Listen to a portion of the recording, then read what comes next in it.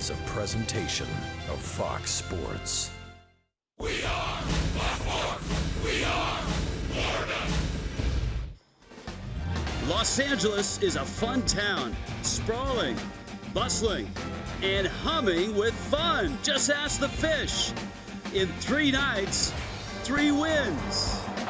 And last night was an absolute thriller.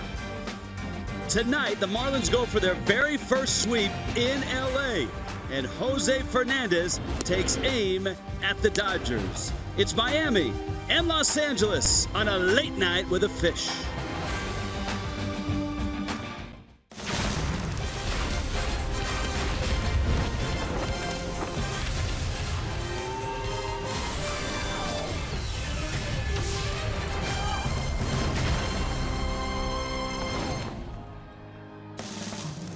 Dodger Stadium, downtown Los Angeles. Great backdrops for baseball. 4-game series. Don't get too many of those, but the Marlins have one, and they have a chance to sweep. Talk about great pitchers. Sandy Koufax, the great history and heritage of Dodger pitchers. Hi, everybody. Rich Waltz along with Preston Wilson. Pitching. Yeah, Giancarlo Stanton hit some long home runs. But for the Marlins, on this 4-game win streak and the 3 wins here, the pitching has been terrific. It's been great. They've gotten some great starts out of Nicolino and Wang, and they've also got some great bullpen appearances out of Bearclaw, out of Phelps, Ramos. They've been good down the line. All right, turn our attention to tonight. Jose Fernandez, the last time the Marlins lost a game, it was a Jose start. He has seen his teammates go out and throw 4 very nice games. What does he have to do to bounce back to the old Jose we all know? The number one thing he needs to do is get his command back. Way too many walks this early in the season. He has 11 walks, 31 strikeouts, but he's got to get those walks down, especially against a veteran lineup. They're going to force him to throw strikes, so his key is to get ahead early and make them swing the bats. One thing they love here in Los Angeles, and that is a new face and a new star, and all of a sudden this is the guy. A star in Japan, Kenta Maeda, has given up just 1 run so far this year. He may be approaching supernova status when you look at the way he's pitched in this league, and not necessarily with overpowering stuff, with just the mastery of pitching. Location, movement, and deception. He's got it all. The last time the Marlins swept a series here in Los Angeles, oh yeah, that's never happened. They have a chance tonight to make it a 4-gamer, and they've got Jose Fernandez on the mound. When we get back, Marlins, Dodgers, and Jose on his start tonight.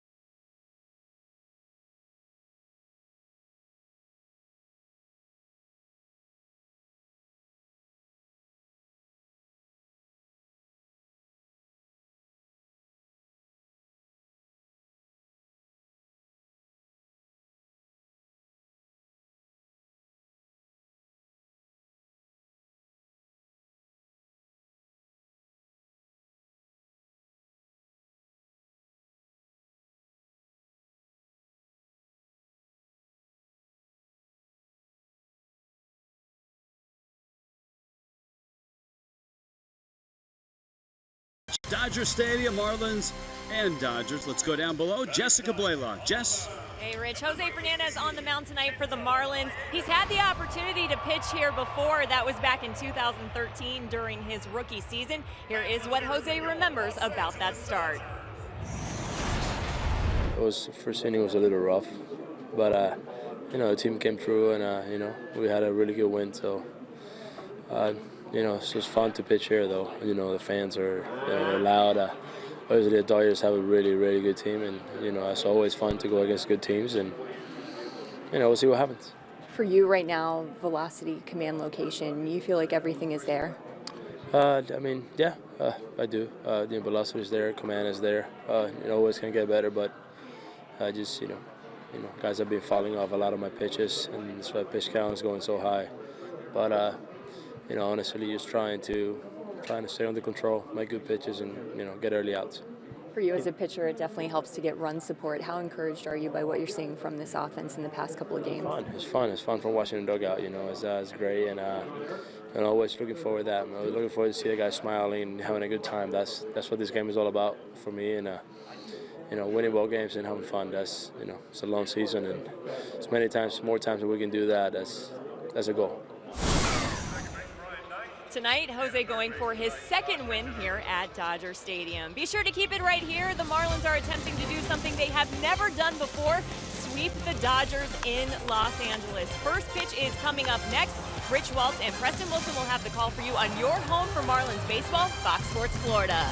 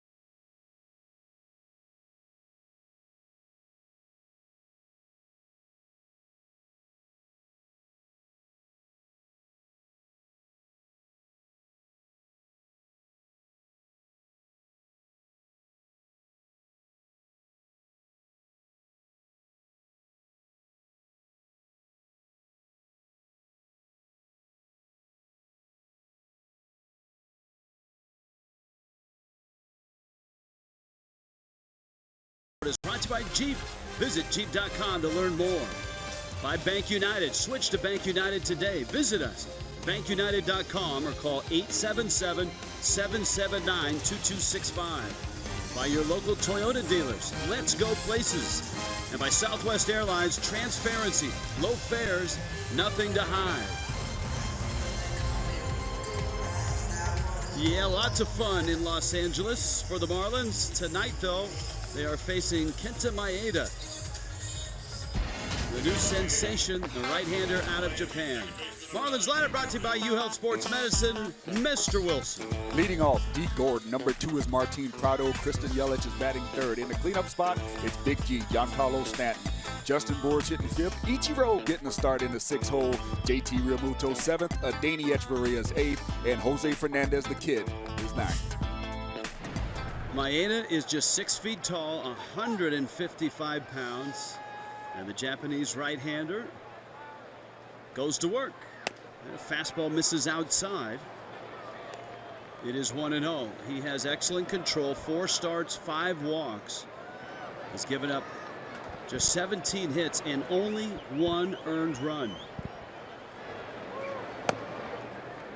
Gordon takes a strike. And it's a ball and a strike. D's got 3 hits in the series. Really has yet to get rolling, obviously, like he did last year when he won the National League batting title.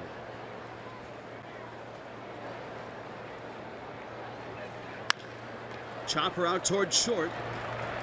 And Seager gets the out. The Dodgers defensively brought to you by Southwest Airlines. Carl Crawford in left, Jock Peterson in center, Yasiel Puig in right, Kendrick and Gonzalez on the corners. Chase Utley getting a start at second.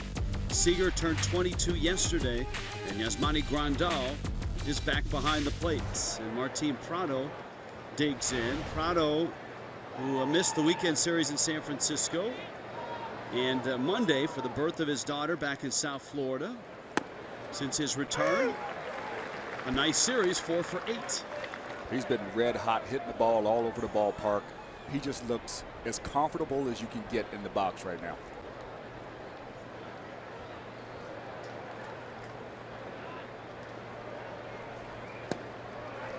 Maeda with a breaking ball for a strike. He throws just about everything except the one pitch you would expect him to throw, and that's a splitter.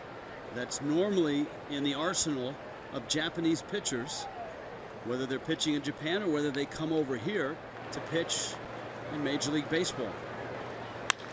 Fastball hit hard and down the line, and Prado continues his tear in with a double. Crawford digs it out. Prado came in at 362, and he'll add to it with a double here. When you're feeling like Martin Prado, as it doesn't matter who's pitching, if they leave a ball over the plate, you're going to put a good swing on it. That ball did not get the location where Maeda wanted it, and Martin Prado made him pay. Nice job getting this offense started with a double down the line. Prado 6th in the National League in hitting. The man who is 4th is at the plate now. Christian Yelich at 371. Yelich 2nd in on-base percentage. He's had a nice series, 4 hits, 12 at-bats. And he has reached base in every game that the Marlins have played. That's 20. The Fish 2 under at 9 and 11. First look at the big curveball. On the road, Yelich and his teammate JT Realmuto. Very good as well. Well, from Maeda, you're going to see that curveball, and you're also going to see the slider. The slider, he's going to use it more to righties, and that's his really big swing in this pitch. And with all the things that he throws, the curveball, the slider, changeup, cutter every now and then, that makes the fastball look sometimes 95, not 88. And that was the miles per hour that last one he threw. Prado a double.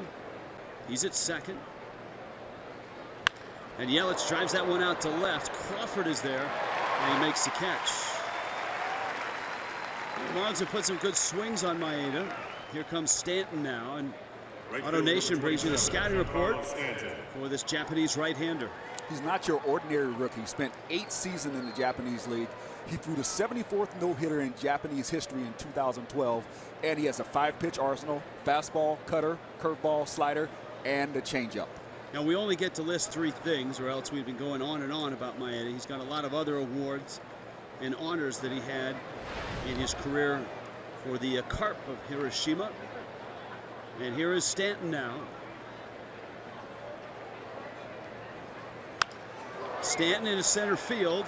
Peterson comes on, and he's there, and he makes the catch.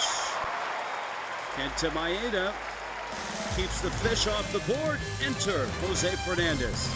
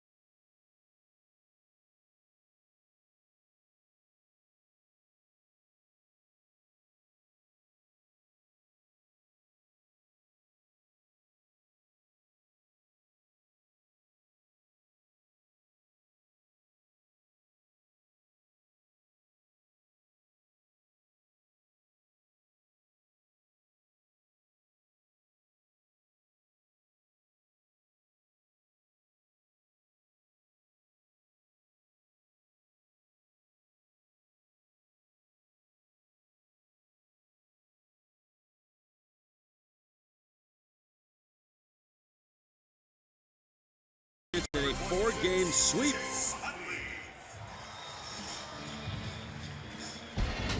Dodgers lineup. And it's brought to you by U Health Sports Medicine. Preston. Chase Utley, Corey Seager, Adrian Gonzalez are the top three. The middle, Yasmani Grandal, Yasiel Puig, and Carl Crawford. And the bottom, Howie Kendrick, Jock Peterson, and Kenta Maeda. And Jose Fernandez makes start number 5. The record 1-2, the ERA 4.37. They don't match up with Jose's profile and his baseball reference page. And so it'll be interesting tonight to see how he pitches against the Dodgers. He had some issues against the Giants. Marlins lost that ball game by a score of 7-2. 4 runs, 7 hits in 6 innings for Jose.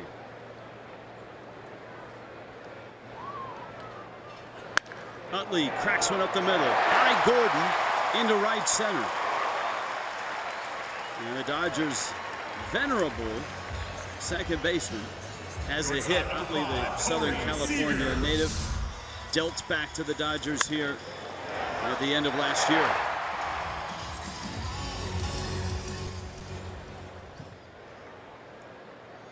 D. Gordon almost comes up with that, just sneaks under his glove, and he believes he can catch everything that's hit out there. So if he doesn't get to it, he's disappointed. Here now is Corey Seager, fine young shortstop who's turned 22 during this series. He takes outside 97 miles an hour, and that's something to watch for, Preston, is the velocity that Jose has, not only here in the first inning, but deep into the game, 5th, 6th inning. Well, he's had some starts recently where he was pitching around 92, 93. Tonight he's definitely coming out throwing a lot harder. He's got to make sure the command is there along with that velocity. Here's his changeup, and it dips down low, and he's fallen behind Seager, 3-0. New blue glove. Not sure if it's a salute to Tommy Lasorda or not. Wow, that's a 3-0 pitch. Seager with a back foot swing, trying to launch into the pavilion. But I don't have a problem with that, because if a pitcher's going to throw you a 2-0 changeup, you're not sure when you're going to get a fastball. 3-0 is going to be the most likely count. And that misses someplace. Might have been up. Jose asking home plate umpire Bill Miller where it missed. And it actually was in.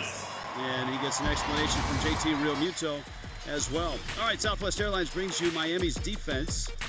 Christian Yelich, Ichiro, and Giancarlo Stanton in the outfield. Prado and Bourne the corners. D. Gordon and Eddie Echeverria up the middle, and JT Realmuto behind the plate. Now, before the Marlins went on this 4-game win streak, 3 of those coming here in Los Angeles, first inning woes were a problem. And that included Jose's start in San Francisco. In fact, that was the last of those first inning blues, so to speak. Mattingly watching.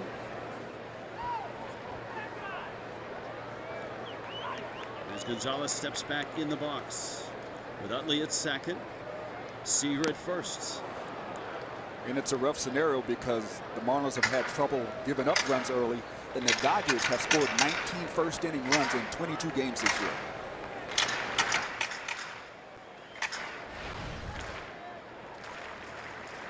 You saw those first inning runs allowed by Jose. 2 of those came on the Saturday start.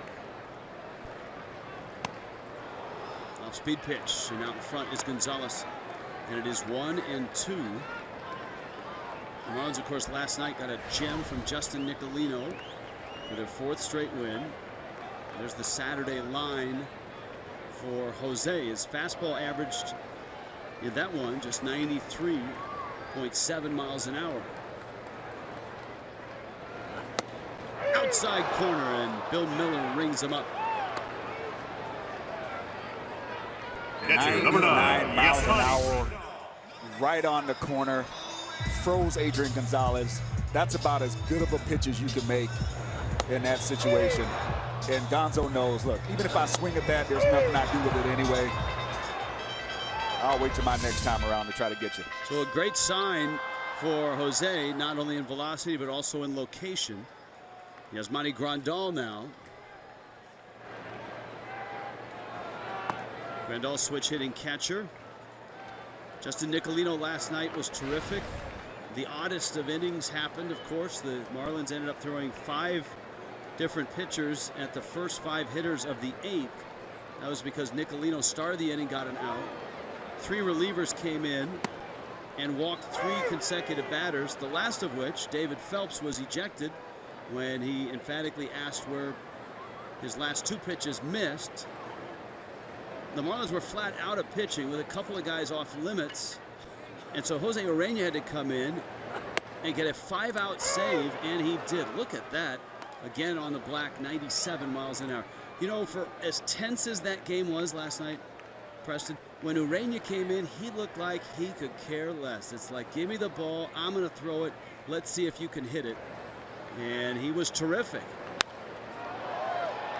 I think a deciding factor or contributing factor in his outing last night was that he came in relief of his buddy, Justin Nicolino. They pitched together in the minor leagues. They have a good friendship. In the interview last night, he called him his brother. And that's something where a guy wants to get the job done for you. That's where teams start being built in those type of scenarios. Liner to center, Ichiro in and now back, and it's way over his head and off the wall. Utley will score. Seager is held, and the Dodgers have a run. Well, Grandal really got into that, and Ichiro, I don't know even if he breaks back if he gets it, but he certainly surprised a lot of people by breaking forward. This ball is hit so hard, he's not going to catch it anyway. This ball was up, out over the plate. Yasmani Grandal does a great job staying on it, driving it, hitting it right where it's pitched. That ball was hit on the line, landed right at the warning track. Even if Ichiro breaks back initially, it would be a tremendous effort for him to even come close to it. That's just a great swing by Grandal to drive in that run. And a 1-0 start, and here is Yasiel Puig. 5 doubles on the season now for Grandal. Puig, an explosive start to the series with a solo homer, but that's it. He's 1 for 12 in the series. And in his last 11 games, his average sits at just 140.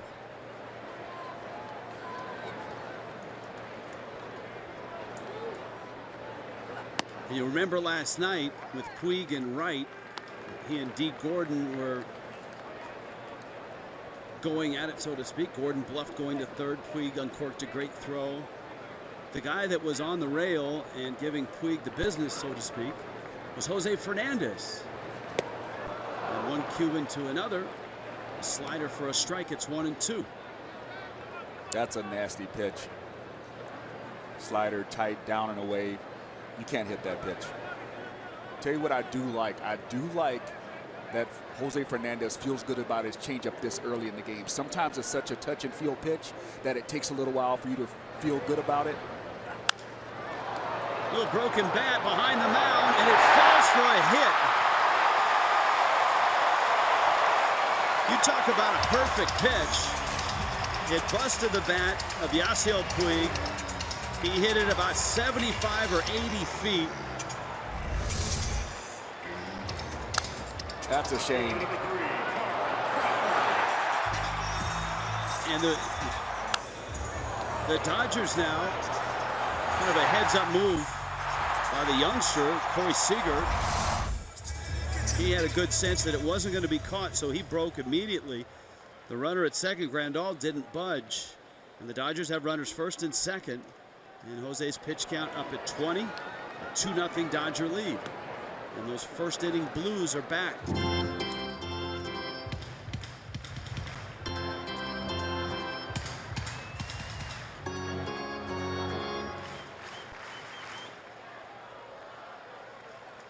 Carl Crawford off the disabled list at the start of the series.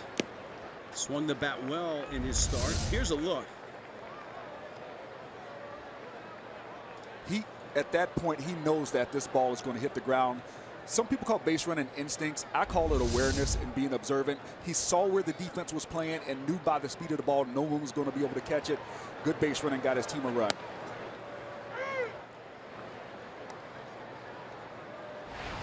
Crawford takes a strike. This has kind of been a bit of a pattern for Jose this season, and that is high pitch counts early and having to try to economize to get deep in the game. Changeup at 89, and it counts 2-2.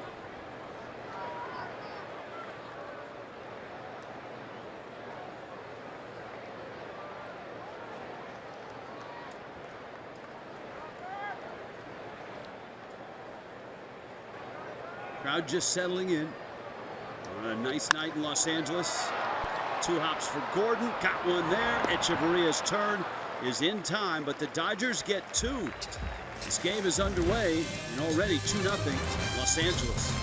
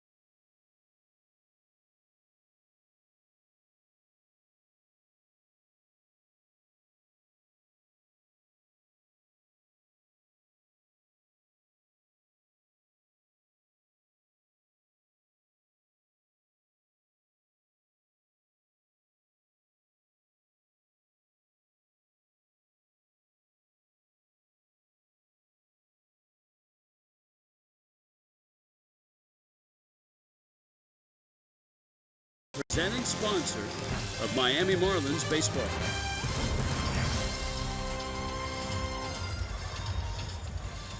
Well, Kenta Maeda has given up just 1 run in 4 starts, and now he's got a 2-0 lead. Marlins were in a similar position against Clayton Kershaw.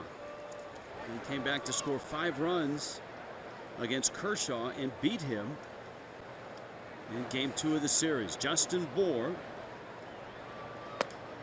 takes a strike. Ichiro, and then JT Realmuto. Jose, Realmuto, and Juan Nieves.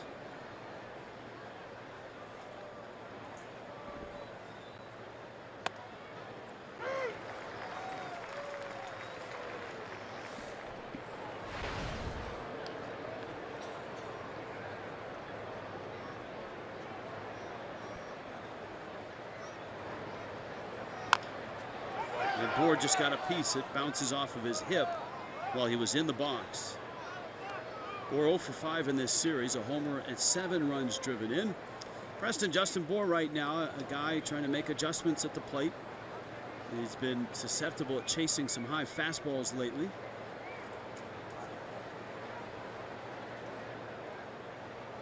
Let's see what Maeda throws him.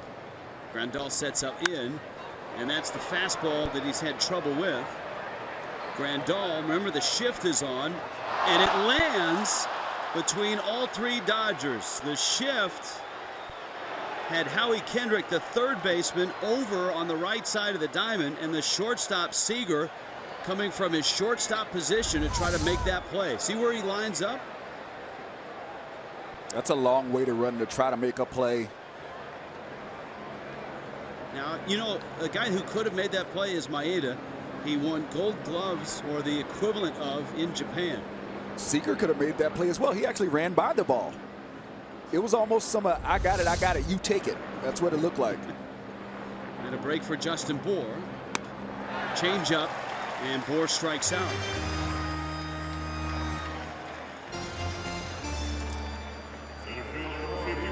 Suzuki. And you can hear the fans, many of the Japanese fans in this area, here to see Maeda pitch. And Maeda, I'm sure, grew up watching Ichiro, a star in Japan. There they are side by side, and they meet here. That one fouled back and out of play. Teammates in international play. Ichiro now 42, Maeda 28. Maeda actually said he grew up idolizing Ichiro. He was one of his heroes. And for the many youngsters in Japan that were growing up, whether they hit right-handed or left-handed, they all, at one point or another, fooled around with this batting stance, with the arm outstretched and the bat sticking up, a little tug on the sleeve. 0-2 pitch. And Maeda gets him. That's no way to treat your heroes. That's just rude. And I think you've seen in these two at-bats, the Bohr at-bat and the Ichiro at-bat, the scouting report that says he'll throw any pitch at any time. There's no rhyme or reason to how he works. Well, because he has supreme confidence that he can command those pitches and put them where he wants to, so he doesn't have any problem throwing any pitch in any count, and that's why hitters are having such a tough time, because he's unpredictable.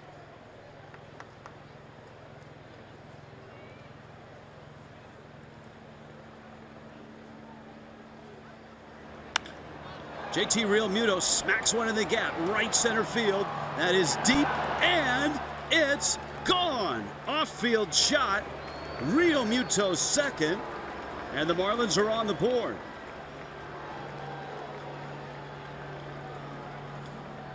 In the evening at Dodger Stadium, the ball does not fly real well, and to drive it out to right center is quite a feat. And JT Realmuto's fifth hit of the series. He put an absolute charge into this ball. This ball's on the outside corner. It's actually a good pitch, well located. That's just a great swing. He let it get deep, drove through it, didn't pull off of it at all, and got himself a home run against one of the toughest pitchers going right now. Danny Echeverria lines one foul. You know a pitcher's going well when the guy hits a ball that well and he's still incredulous that it went out of the ballpark? Well, you know, one of the interesting numbers about Maeda is Echeverria on a check swing gets a strike. Coming into this ball game, he had given up just one hit on a fastball to a right-handed hitter. Right-handed hitters 1 for 25 on fastballs. So that makes the Realmuto homer even more impressive. And what's stunning about that number, Preston, is he doesn't throw 92 or 93 or up. I mean, he's 90-ish. That's a symptom of having great command and great knowledge of who you're facing.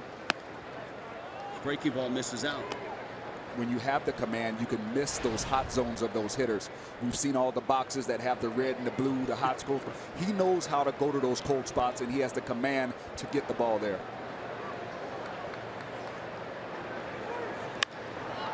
Echeverria in the air. Peterson under it and makes the catch. Miami's on the board. The Fish get one of those runs back, and it's 2-1 Dodgers.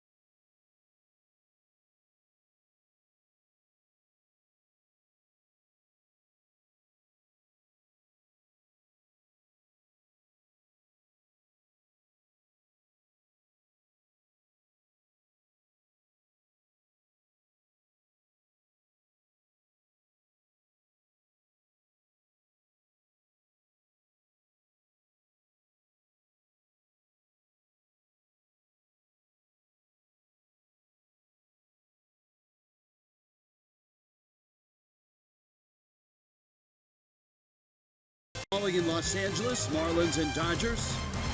Finishing off a 4-game set, Kendrick's bouncer, Prado has it, and on a hop, that's a gorgeous play by Martin Prado. And some help from Justin Bour over at first. The beauty of that play is that Prado gave Justin Bour the long hop. You see a lot of times that hop that's not the short hop that they can scoop it as soon as it hits the ground. And you get that in between where it bounces and you don't have time to react. That was a nice long hop. Justin Bour could get his eyes on it, make that play. Good job by Martin Prado. Jock Peterson and then Kenta Maeda for the Dodgers. In the second, we got 2 runs on 3 hits and a walk. And Fernandez misses outside. Jose, 25 pitches in that first inning. A strike to Peterson.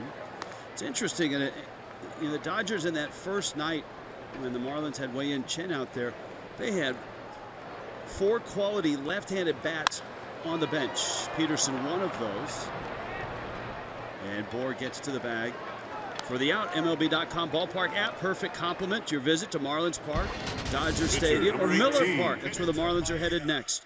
Maps of the ballpark. Get food right in your seats. Order it using the app. Access and display your game tickets for entry into the ballpark. MLB.com ballpark app today.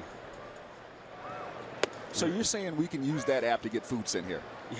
Well, you have something better than an app. You have a living, breathing, live person that'll help you. In fact, the last 3 nights, Preston Wilson. Do we talk about, average pitches per plate appearance? For you, average Dodger dog per plate appearance would be appropriate. I feel like this is personal, Rich. I don't go out telling everybody how many granola bars you eat. I think you need to leave my diet out of this. Just, Well, you were never, listen, when you were here as a player, and you were here many times as a player, you never had a chance to get a Dodger eye. You could see and smell the Dodger dogs, but you could never eat them.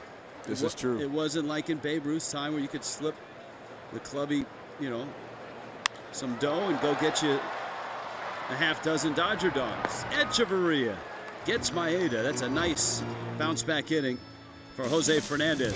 2-1 Dodgers.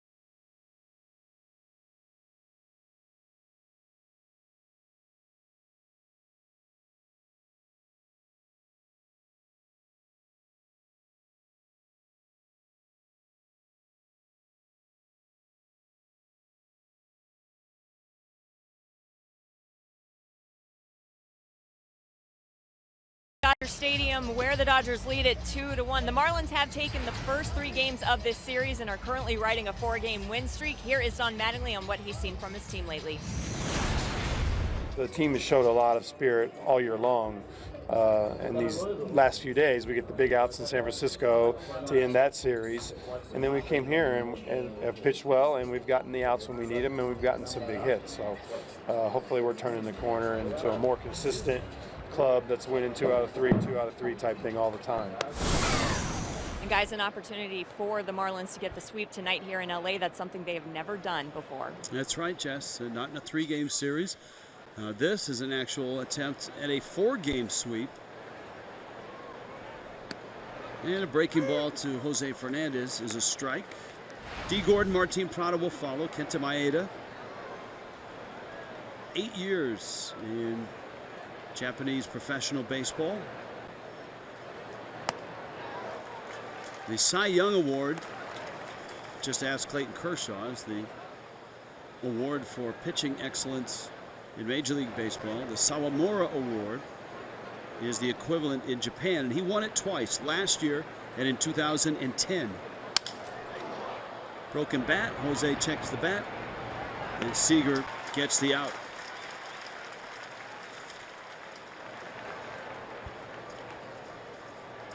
Number 9, D. Gordon. So Jose's not the only one to break a bat. Here is D. Gordon, top of the order. First time through, the Marlins with 2 hits, the double by Prado and the homer by Real Muto. Gordon bounced to short his first time up. 5 of the last 6 seasons, Maeda, who gets a strike on that. Maeda won the Gold Glove, the best fielding pitcher in Japanese baseball, 5 times in the last 6 seasons.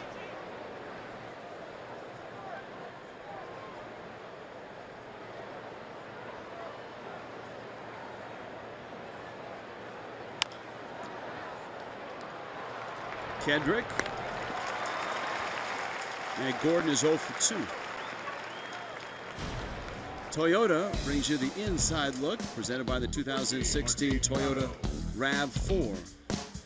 Japanese-born players. The Mets, the leaders. The Mariners have had some great ones.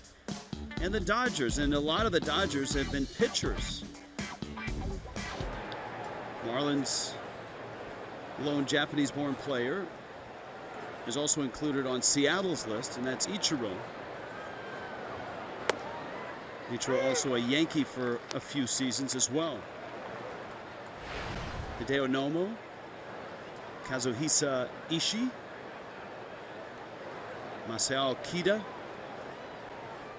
Takashi Saito, Hiroki Kuroda, all Dodgers, and Dave Roberts as well, their manager. Roberts, his father was a Marine, his mother was of Japanese heritage. He was born in Japan, raised in San Diego.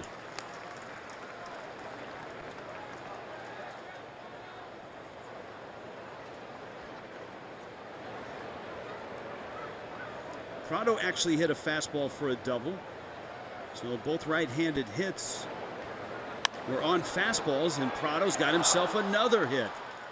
Tell you what, this the last month, and it rarely carries over, doesn't it? I mean, a guy has a great September. You don't see that carry over to April.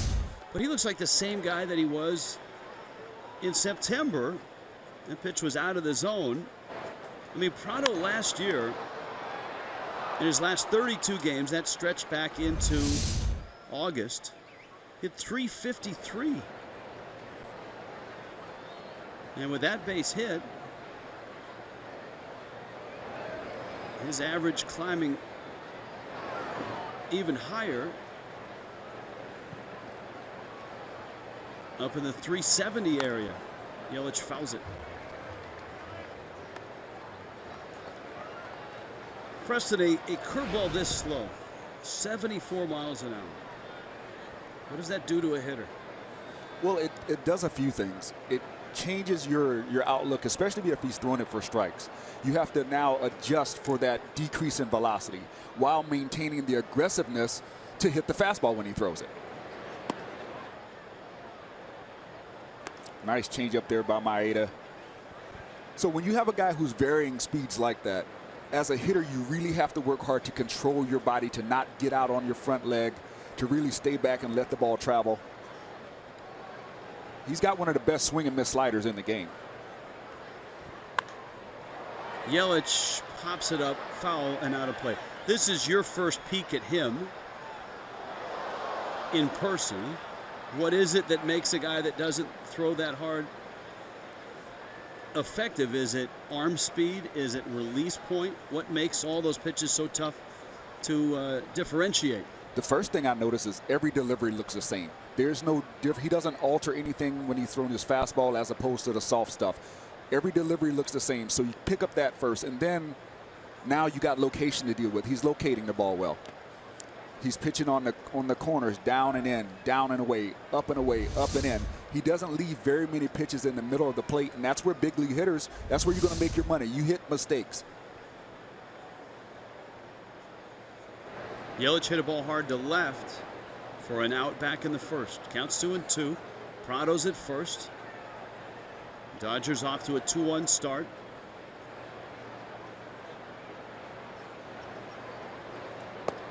And there's that curveball at 74. Now, you know, sometimes you would think if you miss that badly with a breaking ball, you're going to get something straight and hard. But you can't think that way against Maeda. Not with this guy. He throws his slider 48% of the time with 2 strikes, fastball 28% of the time, and the changeup and curveball are around 11%. So it's a good mix. Runner goes.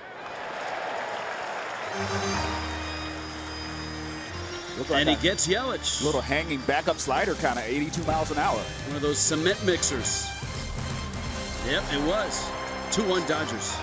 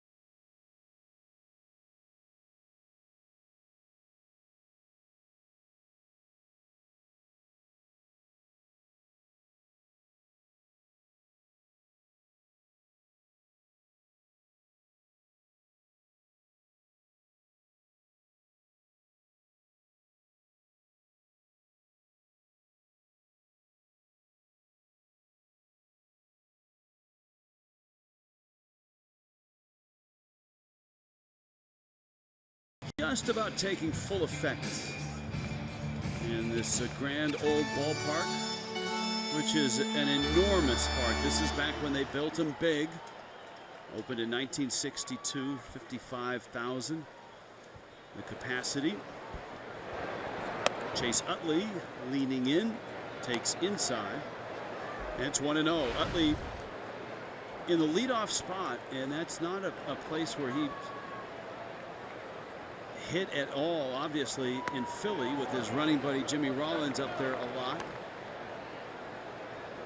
Utley leading off, singled and scored. Back in the first. Jose Fernandez threw 25 pitches in that first inning. And right now he's 3-0 to Utley.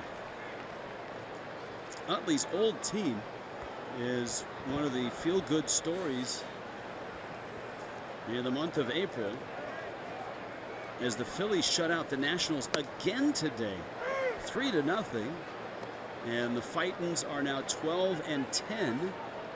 The Nationals lose again, and they fall to 14-7.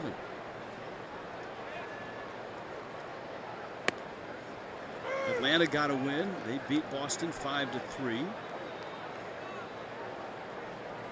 Here in LA, Miami is down 2-1. We got to keep an eye on Jose Fernandez tonight. He's throwing a lot of changeups and fastball counts. And it's okay if you have great command at the time, but we talked about the amount of walks coming into this game. When you're throwing 97 to 99 like he is tonight with his fastball, you can throw fastballs and fastballs count. You don't have to always try to trick people. That's going to keep you from running your pitch count up, and it's going to help you get back into the count. So I think right now he may be trying to trick guys a little bit too much and not realizing how good his stuff is, how good his fastball is. Seager with a big swing and a miss. Especially in a situation with nobody on, you're going to throw a 2-0 changeup. Well, you may need that pitch to put on a hitter in an RBI situation later in the game. I wouldn't necessarily want to give that away that early in the game to a guy like Chase Utley or even this whole veteran Dodger lineup. You throw it 95 to 99, throw that fastball, just locate it well. Then when you get in these big situations later in the game with a man in scoring position, game on the line, that's when you pull out the 2-0 changeup. Up the middle, right through the legs of Fernandez and into center, and the Dodgers are in business again with Utley racing to third and Seager at first base. I believe that was another changeup there. It said 84 miles an hour registered on the gun. Almost looked like a could have been a backup slider. Whatever it was, it just didn't do anything. Right. You know, it came out of his hand kind of flat and it just stayed there. To your point, and it's something the Marlins have tried to steer Jose towards, and that is get outs with your fastball and beat guys with your fastball because it's a really good one. There's not that many guys in the league that can square up 97 if it's got a little movement on it. Adrian Gonzalez swings and misses at the fastball. Gonzalez struck out back in the first. I would like to see him use his fastball. He's thrown it about 56% of the time. Now, I'd like to see him use it 60 to 65% of the time because he's got that good of a fastball. Use the fastball, get your location down. Then when you have to trick him, you can trick him. Gonzalez could not check his swing on that, and the count's 0-2. Utley and Seager at the corners.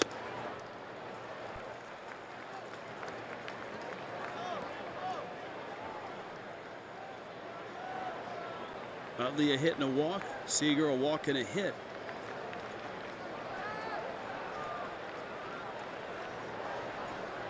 Got him. Breaking ball and a back foot breaking ball. One that started over the plate and ended up down and in. Number 9, Yasmani Grandal. Both of his strikeouts are of Adrian Gonzalez. Time now for the Just for Men mustache and beard play like a champ profile. Strikeouts per 9 innings, the leader, which is interesting. I mean, here's Jose on this list. And so you would think, hey, if you got strikeout per 9 innings and you're one of the top 5, your ERA should be tiny, right? Not so much. Jose's ERA coming in was just under 4.5, and he's given up 2 runs already. That coming in the first inning.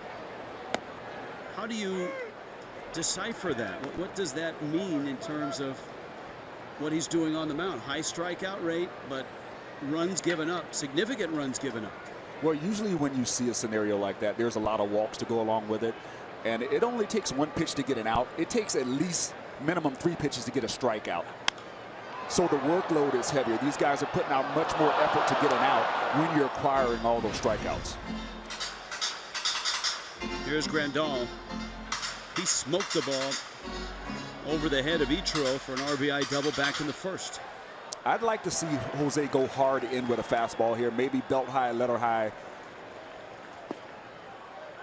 Breaking ball away, and it's 1-2.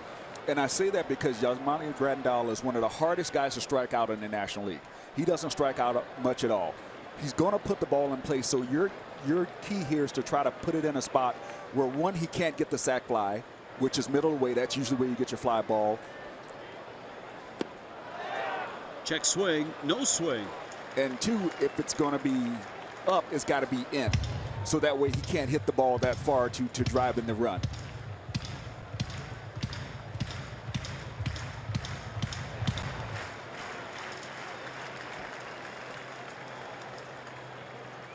Yasiel Puig on deck.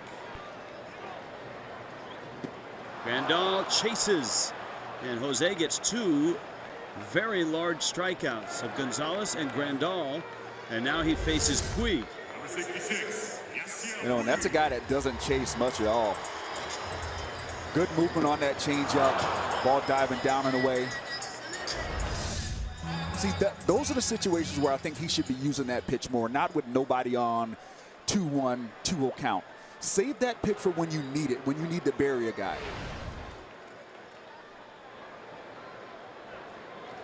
Well, he thought he had done that to Puig, and that was back in the first.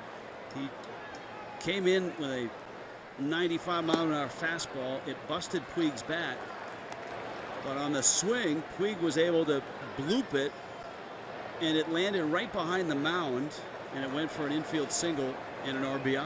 Well, that's when, as a baseball player, you can't be result-oriented. And I know that sounds a little counterintuitive, but you can do the right things and something bad happens. But you can't deviate from that, because the percentages are, if you keep doing the right thing, it's going to fall your way. Ball and a strike. And a sharp slider. And now pitches like that are not staying up in the strike zone. They're diving where they can't be hit. Yeah, he's had good success with Puig on that slider down and away. Yeah, you see, we talked about Puig slumping. So that little jam shot hit did snap a slide. At the corners, they've been there. Throw the slider again. He can't hit it. Got him! Jose Fernandez. After the Dodgers had runners first and third and nobody out, a strikeout of Adrian Gonzalez, a strikeout of Yasmani Grandal, and Yasiel Puig swings and misses. It's still 2-1.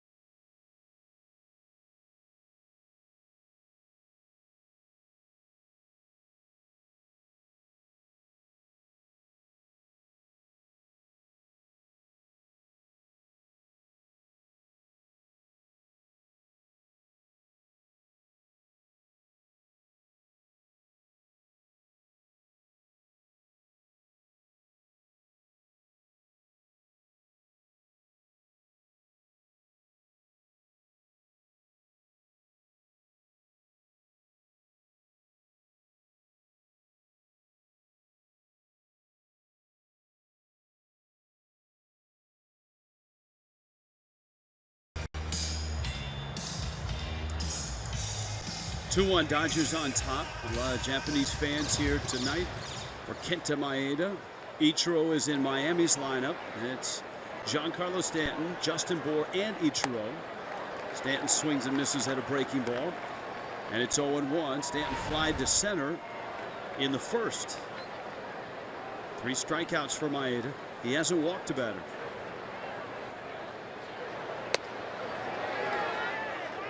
No swing. Two things you normally see from a Japanese pitcher. Number one, the splitter. He doesn't throw it. Number two, the hesitation in the windup. Maeda's is not as pronounced, but he does have it. Well, as all good pitching has, there's an emphasis on balance. And the hesitation a lot of times is a key or a mechanism to help a pitcher to get to a good balance point.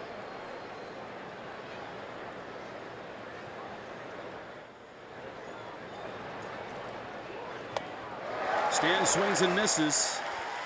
And Maeda has another strikeout. Marlins Park has a variety of private suites right behind home plate, and you can rent them for just one game. You get groups from 16 to 60 in there. VIP service, great food and beverage as well. Marlins Suite today at 1-877-MARLINS. Go to marlins.com/suites. Here is Justin Bour. Funny you should talk about balance and that hesitation. A guy that was here the other night to watch some of his friends play. He was a Marlin for a brief time, but boy, did his teammates love him. Dan Herron, who had that very hesitation when he threw. And I asked Dan where he got that. Did he pick it up from Asia or someplace? He said, no, it was a simple drill that he did. I don't remember if it was his last year at Pepperdine or early in the minor leagues. A drill that he did to help him get balanced. And he found that he really liked the way he threw when he did that drill. And so he decided, hey, why not just do it all the time? And he incorporated that and obviously used it during a really, really nice major league career. And he has parlayed that into one of the best Twitter follows in all of sports. And Bour having trouble still staying off that high fastball. One of the reasons why getting to that balance point is so critical is it helps you repeat a delivery. You're going to look the same every time. The ball's going to have the same release point every time. You're going to have that same rhythm. Breaking ball. Bour hits a high fly ball towards the line. Puig is over and he drops it. Yasiel Puig angry. He did not get a great jump on the ball, and it didn't look like he was really charging at full speed until the last minute. Well, sometimes when you're going towards a fence like that and you don't get a good jump, now you're trying to find the fence and catch the ball at the same time, and it looked like he was feeling that wall. He looked like he thought he was closer to the wall than he was. It took his concentration away from the ball, and that's when you end up booting it. Well, let's hope that right foot is okay. I'm more worried about the stadium, Rich. That's a big, strong man. I like Dodger Stadium. 2-2 pitch. And the count 3-2. And as we've learned already, just in 3 1/3 innings, Maeda at this point can throw any of 5 pitches and pretty much put it where he wants. Let's see if they go up with that fastball.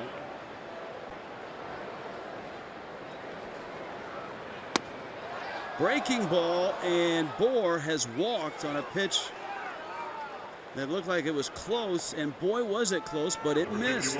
That's a really good take, and I would have understood if the umpire called this pitch a strike, but that's a really good take from a guy that's been struggling lately in his at-bats, offering at a lot of bad pitches, swinging at a lot of high fastballs, chasing the ball in the dirt. To draw a walk and having it bat like that, that shows me that he's starting to get a little bit better feel at the plate. He's starting to see the ball a little better, and a little bit longer. South Florida Honda dealers, get you ready for tomorrow night as the Marlins and the Brewers play tomorrow night. South Florida Honda dealers, the presenting sponsor of Marlins Live, but I think Red Bull might be better, or 5 Hour Energy tomorrow night. Yeah, Rich. That landing time that's got going in Milwaukee is going to be rough on him. If everything goes right, maybe 5:30, 6 a.m. the Marlins landing in Milwaukee. And a strike to Ichiro. It's 1-1. Ichiro struck out back in the second.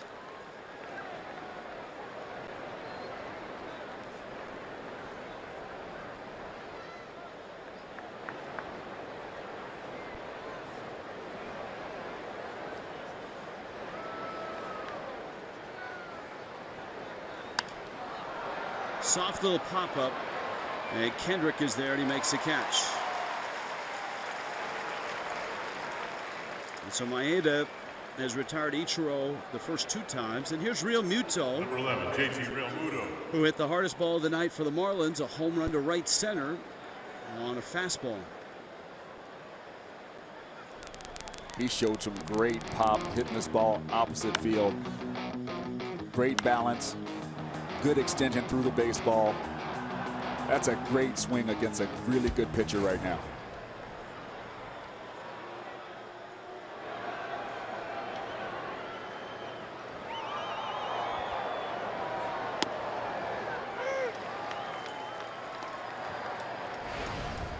For Real Muto, his second homer, his 5th hit of the series.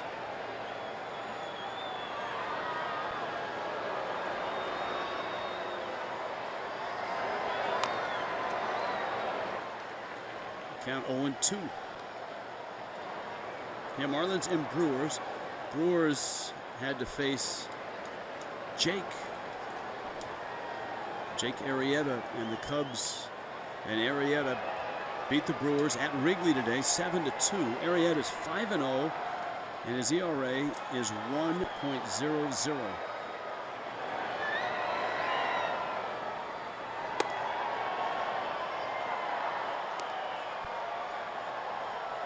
That's a good pitch for Maeda, throwing that fastball up and in.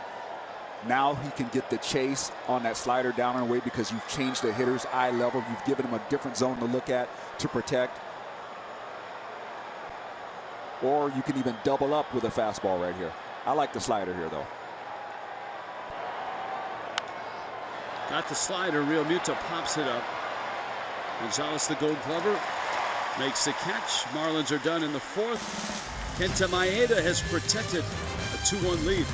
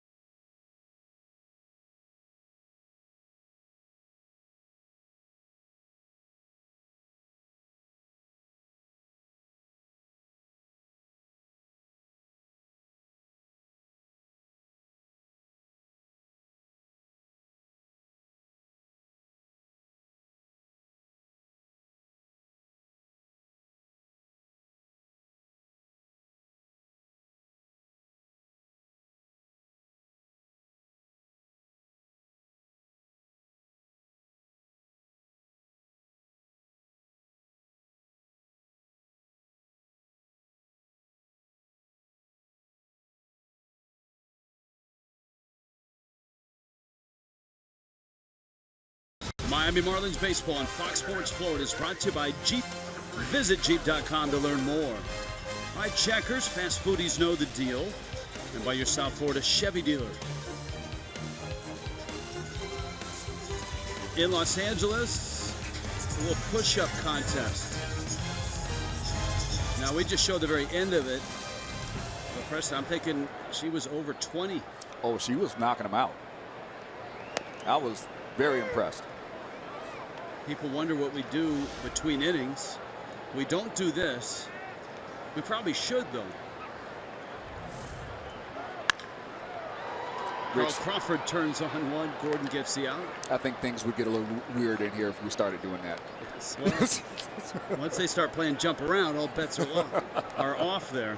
47, Howie Kendrick. She's tweeting it for the kids now. She's not even breathing heavy. No, she's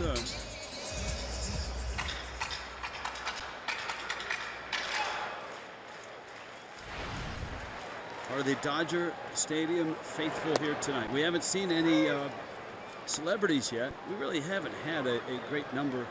I mean, George Lopez and Arsenio Hall the other night were probably the best we had.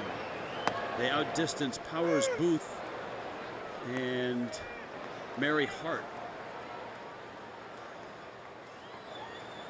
Quickly, it's 0-2 on a struggling Howie Kendrick. That pitch is up. Kendrick last year had a pretty nice year. He hit right at his career average at 295, slugged 409.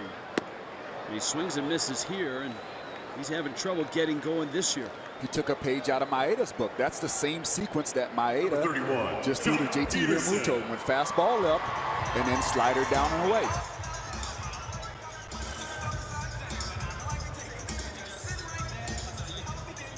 Aaron Charlton is our baseball historian, and he notes that the Marlins have seen more wins than celebrities in this trip into Dodger Stadium. Well, I know we called out 4 names, so somebody's going to send us a nasty email. Well,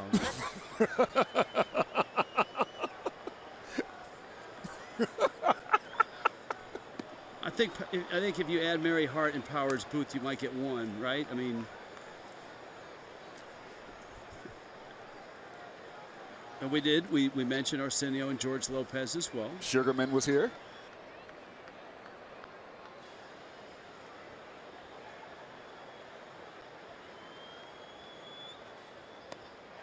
Wow, Jose Fernandez all of a sudden has struck out 5 of the last 6 he's faced. Getting ahead. 2-1 Dodgers.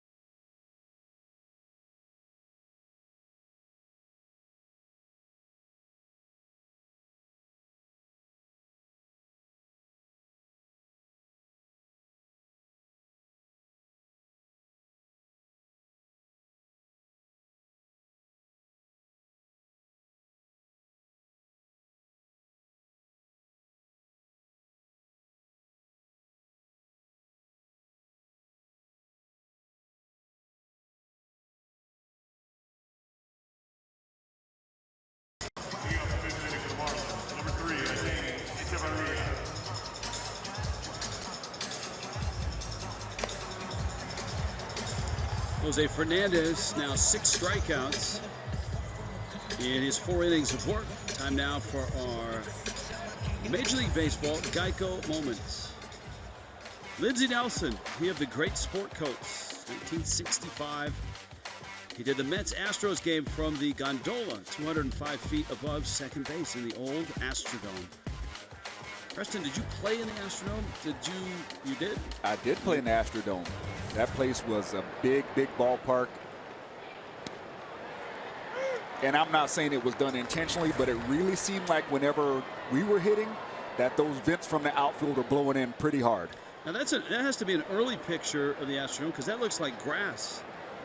And the first year the Astrodome opened, it had grass. Utley with a bobble, and we're told that photo is from '65. That first year they had grass in the Astrodome, but the problem was infielders and outfielders kept losing balls in the glass ceiling. They couldn't see the ball, and so they painted the ceiling, and that killed all the grass. And thus, next year, the invention of AstroTurf solved all of that.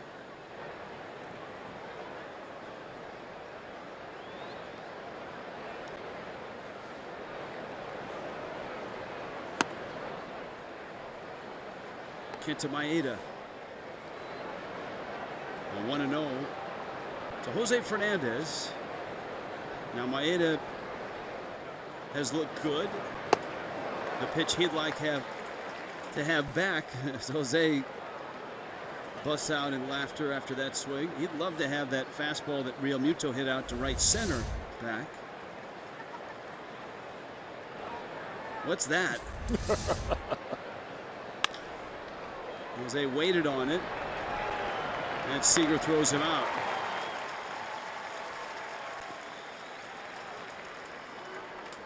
This copyrighted telecast presented by the authority of the Marlins may not be reproduced, retransmitted in any form, and accounts and descriptions of this game may not be disseminated without the express written consent of the Marlins.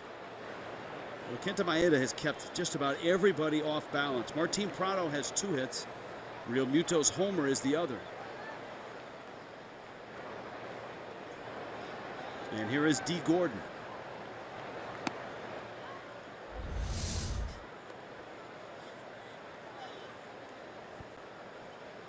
It's nice when you can actually acknowledge someone else who performs the same task that you do and have admiration for it. And Jose Fernandez was definitely taken aback to see the movement on Maeda's pitches just now.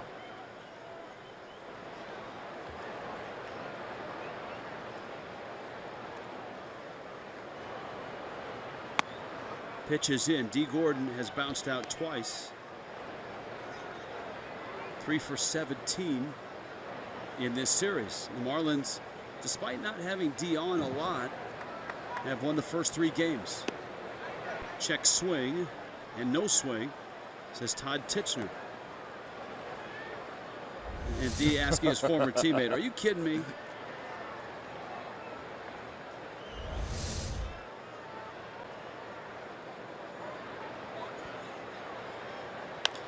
Another bouncer. Gonzalez has it. And Kenta Maeda just keeps rolling along.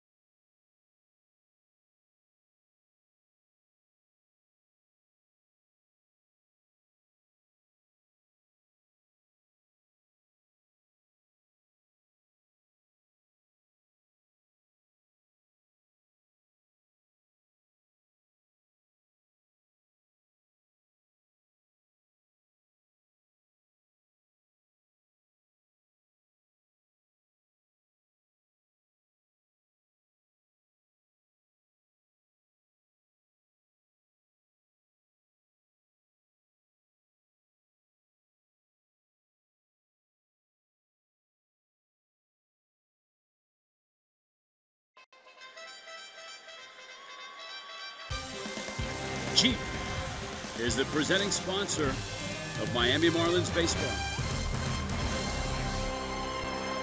Santa Monica, great time there. Rich Waltz, Preston Wilson, Jessica Blaylock. Preston on Monday night said, hey, if you're looking for fun, Santa Monica, good place to go.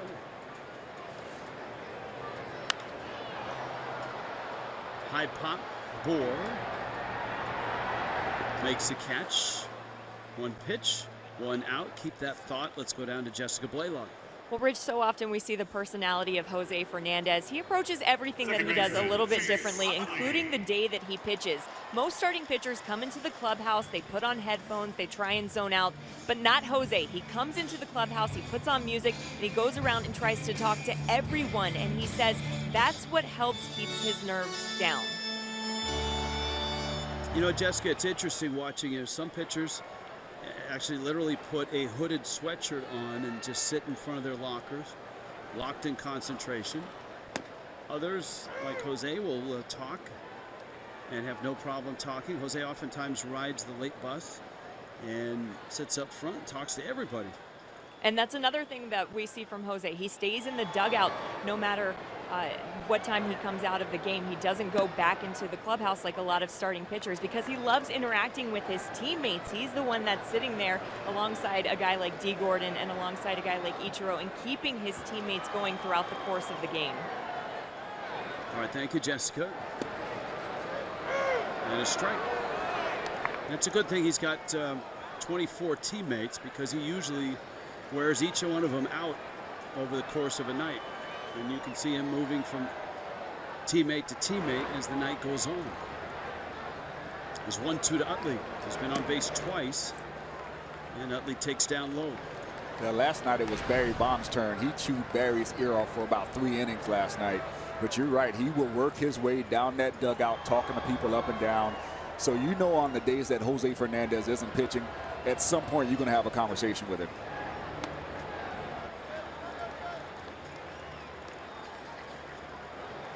All quiet on that rail tonight because Jose's on the mound.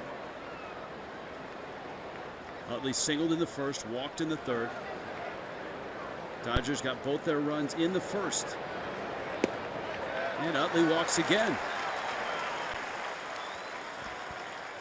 Season tickets. Full season plans start at just $6 a game. Half season plans, 3 great 20-game mini plans. And they all include entry into the Fish Family Loyalty Program and guarantee access to the 2017 All-Star Game at Marlins Park.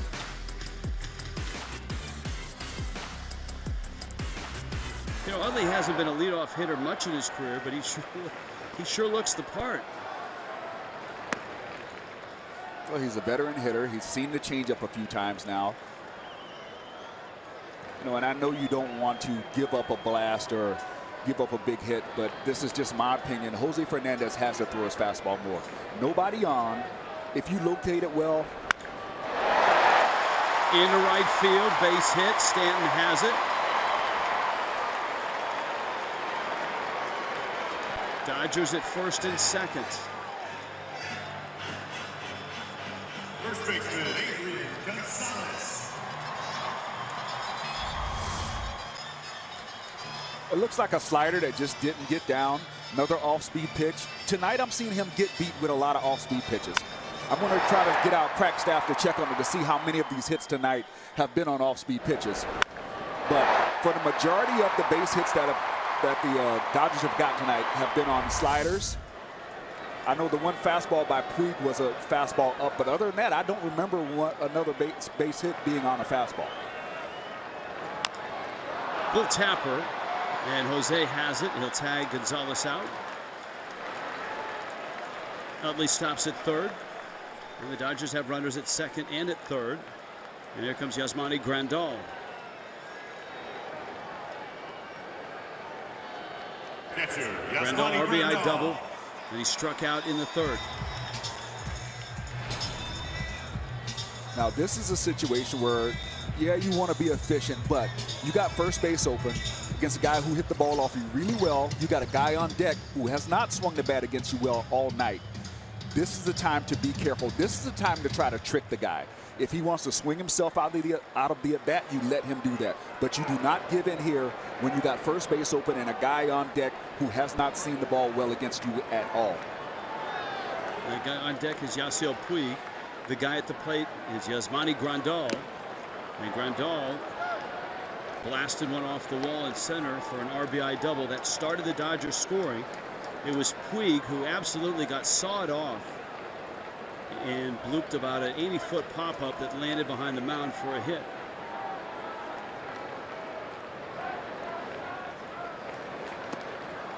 And there's, to your point, a very good changeup because it died right in the dirt. Look at where it was on Fox Tracks, right behind the plate.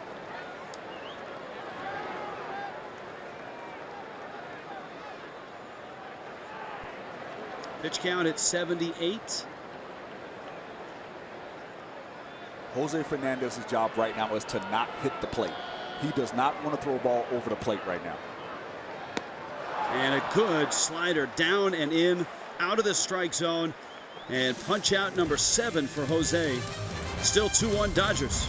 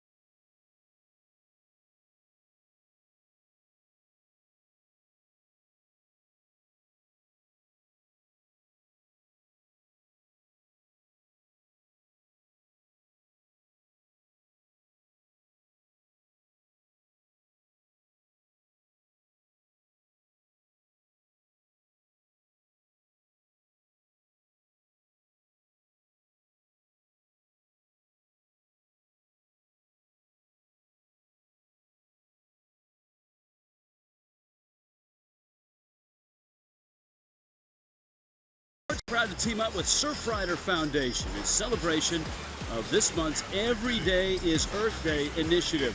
By making simple changes in our daily lives, we can make a big impact on the environment. Go to foxsportsupports.com and learn more about what you can do to be part of the solution. Dodger Blue. Kenta Maeda's first year in Dodger Blue. In fact, this is his first month in Dodger Blue, and it's two right-handers who have decidedly different approaches, different stuff. Fernandez 7 strikeouts. Maeda's punched out 4. 2 early runs against Fernandez. Marlins got one in the second on the Real Muto home run. And right now the hottest hitter going for the Fish is Martin Prado. He's 6 for 10 in the series. He takes a fastball for a strike. Prado at 383 now after a double in the first and a single in the third.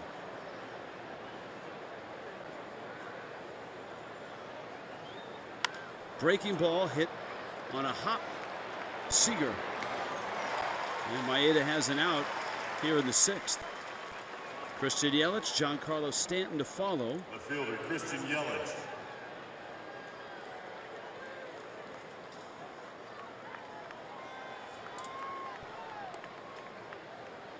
Yelich is lined out and has struck out. Last night was such an odd ball game, especially that 8th inning. We talked about the Marlins using 5 pitchers to face the first 5 hitters of the inning. And the fact that the Dodgers didn't get a run is, in fact, not only bizarre, but it really hasn't happened much at all. The last time there were 5 pitchers in an inning and a team didn't score a run was 2012, and that's the only other time it's happened in the last 40 years. It was Padres at Arizona. In fact, just the fact that there were 5 pitchers for the first 5 hitters of an inning is rare. Yelich takes a strike. That was only the 3rd time in 40 years that had ever happened. And 3 different pitchers walking 3 different hitters consecutively. Breaking ball. Yelich gets a hit, drives it by Kendrick. And Yelich around first, he'll hold there. 3 different pitchers, 3 consecutive walks. Right fielder, Giancarlo The Stanton. 2nd time it's happened in 100 years. Wow. And the only other time it happened was 99. You may have played in the game. The Marlins at Montreal. I'm pretty sure I did play in that game. And the pitchers for the Marlins, Vic Derensburg, Hector Almonte, and Jesus Sanchez. Matter of fact, in '99, I think I played in every game of that season that the Marlins played. All right, so there you were. So it's only happened twice in 100 years, and Preston Wilson was there both times. But you're not the only one, because Dave Van Horn was the radio voice for Montreal. He was there. So you guys who rode back in a cab together Yes, we last did. night, and you had no idea that you two were the only 2 that had seen that happen in the last 100 years, and you had seen it twice. That's amazing. You know, I have some interesting trivia in my baseball career. I was actually present for a rainout in San Diego. Talk about a rarity. In the time before that had happened, there's Dave Van Horn, our marvelous radio play-by-play announcer, and just a great guy too. I love having conversations with him. But you have no recollection of that ball game. Marlins at Montreal, 1999. Stanton takes down low. This is what I remember about Montreal. I remember Vladimir Guerrero and Jose Vidro seeming like they got a hit every time they came to the plate. I remember Javier Vasquez having me in a headlock mentally, throwing me that slider and fastball sinking in on me. And I remember stealing home in Montreal. Those are all my memories in Montreal. Stanton with a 2-1 pitch coming from Maeda. Breaking ball, Stanton, left field, didn't get it. You could hear it when it left the bat. It almost sounded like he busted his bat. And Crawford makes the catch. Yelich retreats to first. Let's listen to this, see how it sounds. Just off the end of the bat. The swing was there. Maeda got it off the barrel, though, just off the end. And I don't think he did break it. I thought initially, but you hear those last 2 swings. And you're right, off the end of the bat. So it's Bohr now, and Yelich is still at first. Big shift on. Dodgers way over on that right side. And they bring Kendrick. That's Kendrick, who's at third tonight. He's the guy in shallow right. Utley's at second. He's the guy in shallow center. And Seager's over by short.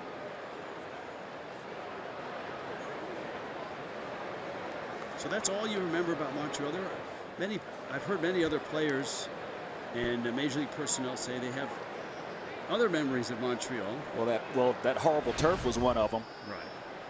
Well, you can thank the guys that painted the roof of the Astrodome and forced AstroTurf into the game. By the way, it's, as Vin would say, it's interesting to note Preston was 1 for 8 in the Astrodome in his career. And that was well after the guys dressed as astronauts came out to drag the field midway through the game. You want to talk about a big ballpark. That ballpark played big.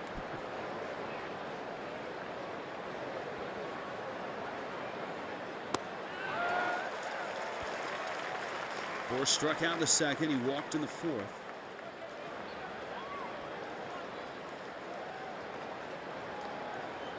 Maeda really hasn't run up huge pitch counts. His highest total in 4 starts, 98. Last time out, 6 1/3. Beat Colorado and Denver through 94. And a high fastball, and Bohr sends it in the air to center. Peterson is there, settles under. The Marlins have yet to solve the mystery of Kenta Maeda.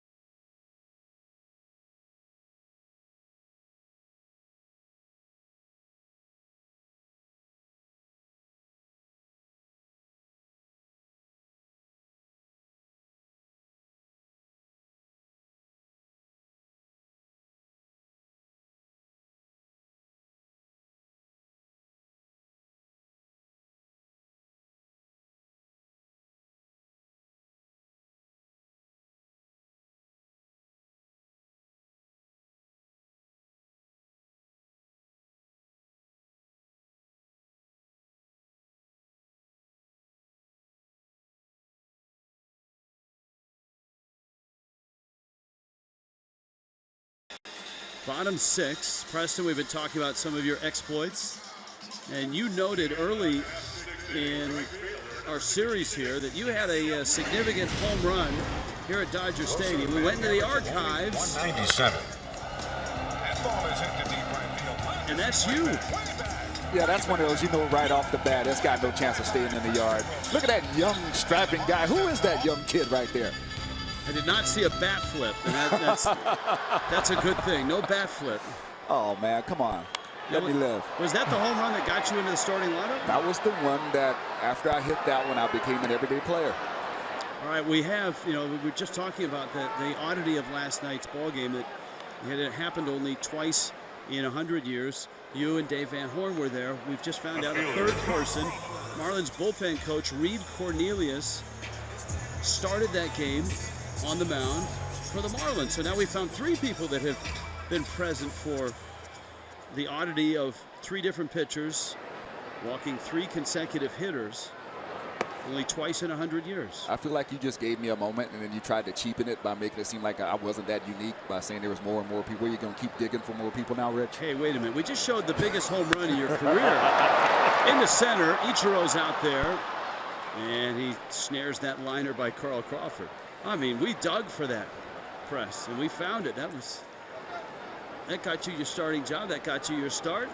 Third baseman, Howie. And I have to commend our guys in the truck because it's nice to finally see me have some footage where I'm doing something good. For the first couple of years when I was doing this gig, Rich, most of my footage was shaking somebody else's hand when they did something good.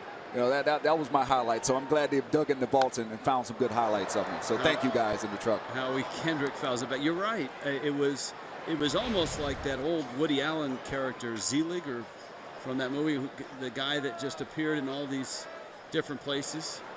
There were a lot of significant Marlin moments, home runs, records, or whatever. And you always seem to be at the plate there to congratulate the guy that hit the home run or scored the winning run. Mike Redmond's inside the Parker. We played that a lot. Yeah, I was there to pick him up at home plate after that. High-fiving Cliffy after one of his, many, many home runs and hits that he hit for us, Cliff Floyd. I think we saw no-hitter footage, and you were jumping around in the pile. I was there for A.J. Burnett's no-hitter in San Diego.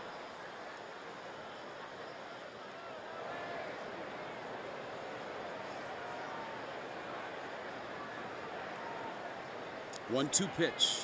Jose Fernandez to Howie Kendrick. The slider misses away.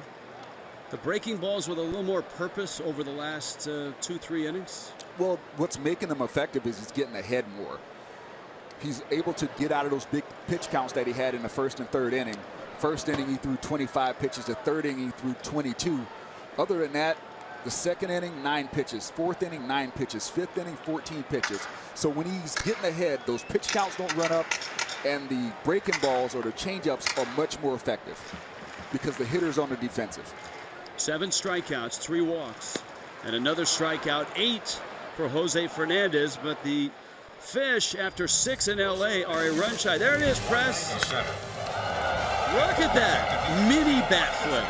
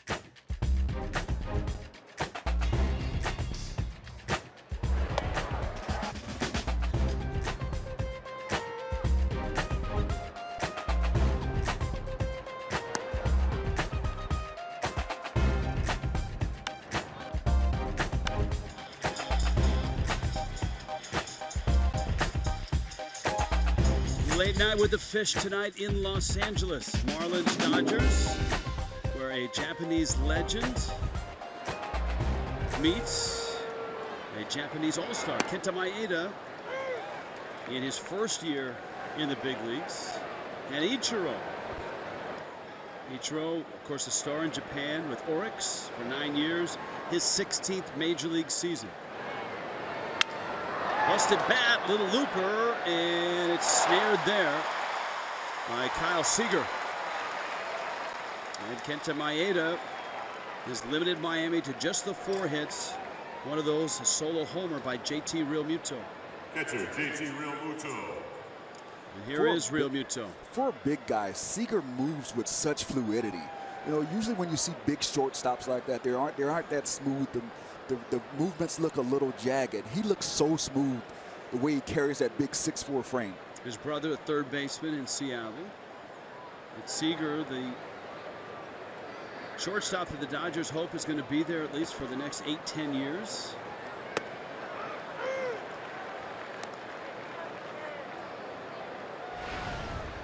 And a strike to Realmuto.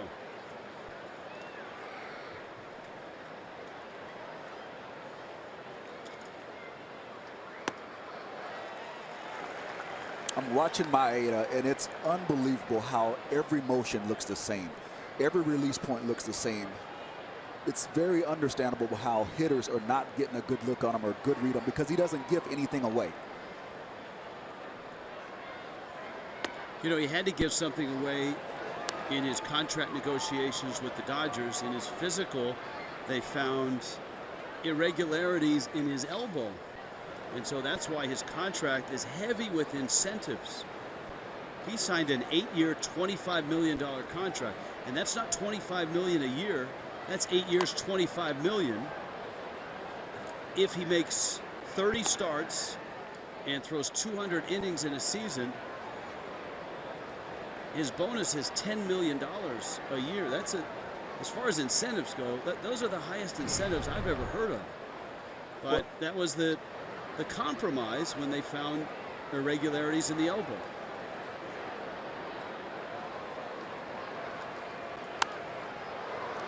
And I think most baseball people will tell you, if you've pitched for 8 seasons in any league, there's going to be some irregularities somewhere, whether it's your shoulder, your elbow.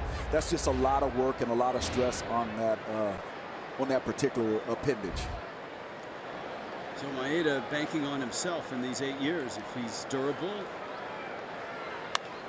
he'll be even wealthier than he is now. And he has been durable in Japan. I mean, last season, Japanese starters oftentimes don't get to 32, 33 starts like they do in the major leagues. It's a shorter schedule. He made 29 starts, but he pitched 206 1/3 innings.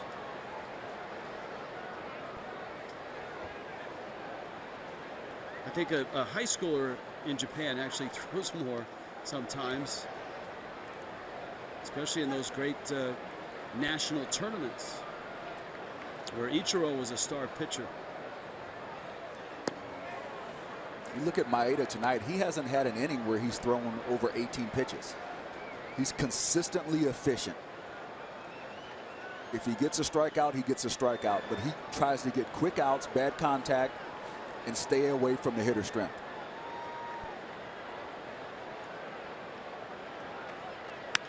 Breaking ball, Realmuto punches it into the corner, and it's a foul ball.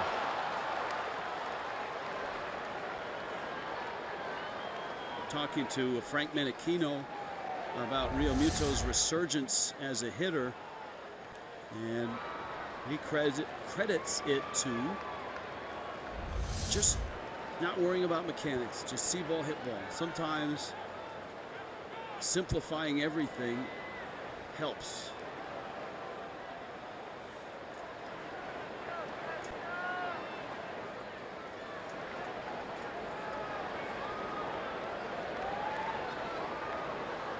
Here's a 2-2. Little flare, right center. That's another hit for Realmuto. JT with 2 hits tonight. Is 10 for his last 18 now. Shortstop, Dean Echeverria. great job of hitting here. This is a tough pitch. He goes down and gets it, just stays on it, tries to keep himself alive, ends up getting himself a knock. You talked about the economy of pitches. Real Muto chewed up 9 pitches in that at bat.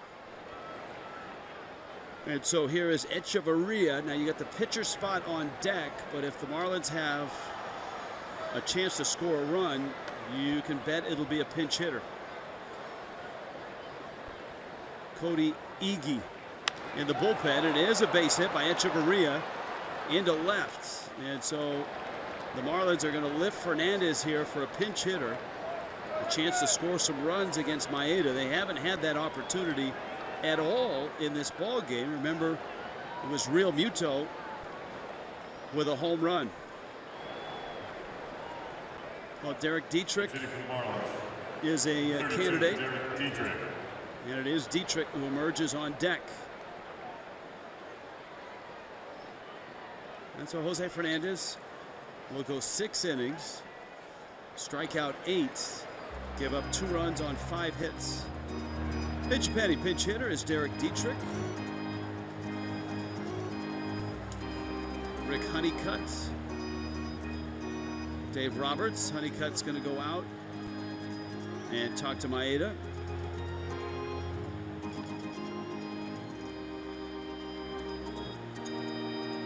Honeycutt brings a translator with him.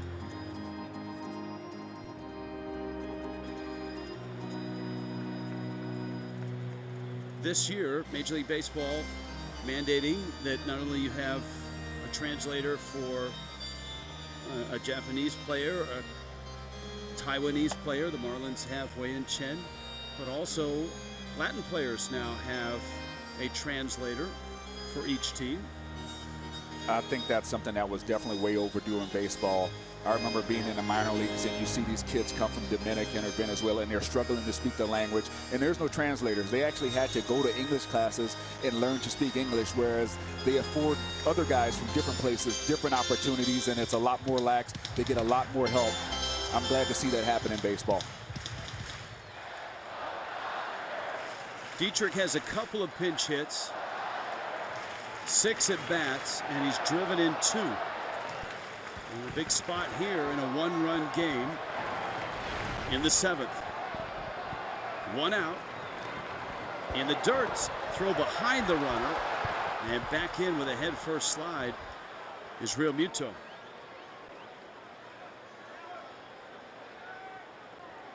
That was not an easy ball to stop. Grandal did a good job keeping that ball in front of him. And Real Muto did a good job seeing the ball and not taking for granted that it was going to get by. Because out of the pitcher's hand, that looked like it was going to get by the catcher. So if you're Derek Dietrich and you've been watching from the dugout this whole game, can you learn anything about a guy like Maeda from the dugout? You can. Sometimes you can pick up things, but when a guy's going this well, you just really got to hit a mistake. You know, he's left a few balls in the middle of the plate recently. Echeverria hit one. That on that base hit to left field, but you really just have to. Oh, you know what? The Marlins are going to appeal that the pitch hit Dietrich. This is a reviewable play. A foul tip is not, but a hit by pitch is.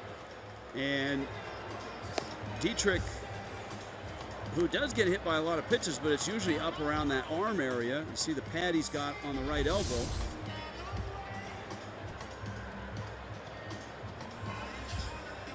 Oh, he reacted like it hit him. Oh, might have got him on that big toe of the left foot, looked like. Well, I don't know. It's got to be clear and conclusive.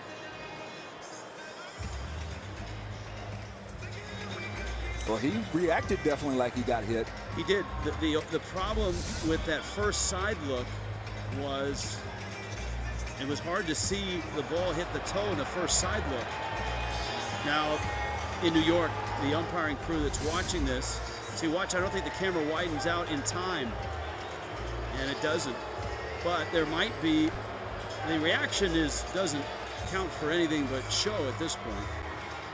In New York, they've got the view of our cameras, the Dodgers cameras, and other cameras that are in the ballpark. I don't know, Preston, that we've seen anything yet in those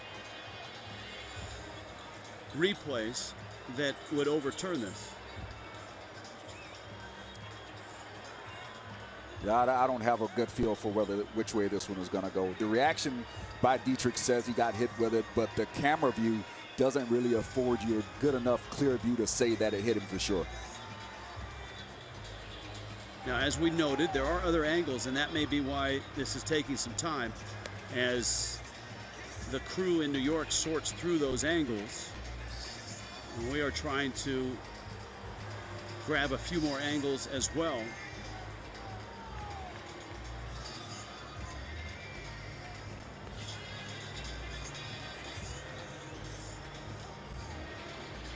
It's not a bad time to give a challenge, because if you lose it here, the umpires can still go to replay on their own. They said it hit him. It's going to first base. Wait a minute. No, I thought I saw him point there. No? He was pointing at the plate. Oh, okay. I think Madeline and I thought the same thing just now. So the call on the field is confirmed. Okay, wow. So that means they have clear and conclusive evidence that it didn't hit him. It is a ball, though, and the count's 1-0. Well, I don't mind having Maeda stand up there on the mound while they figure that out either, though. Yeah, until he snaps off a breaking ball like that at 74 miles an hour, bloops into the strike zone for a strike. That pitch doesn't bother me as much as a slider. That's a get-me-over breaking ball. If you're ready to hit, you can hit those, and they go a long way because it stops right in the middle of the strike zone. It's his slider that's been the pitch that's been tough tonight on Marlins batters. Realmuto at second, Echeverria at first. Dietrich takes the strike.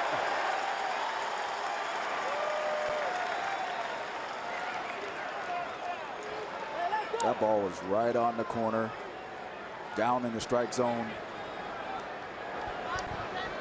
And if it did miss, it didn't miss by much.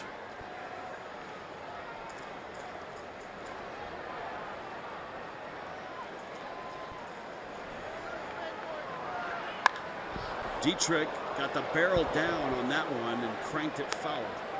He went try to go with that back foot slider down and in. Maeda's next pitch is going to be number 99, so the pitch count is starting to get up. This was a big inning for the Marlins to see some pitches. The 9-pitch at bat by Realmuto played a big part in this. And action from both sides in the Dodger bullpen.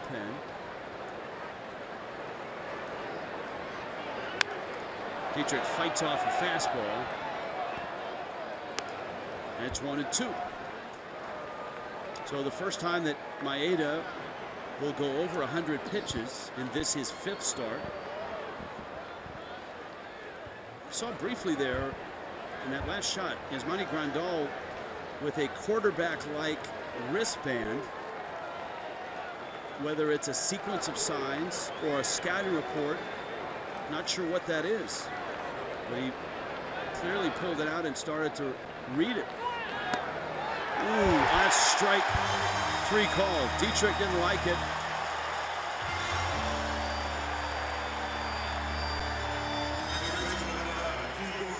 And Maeda gets a strikeout, a rare strikeout for him.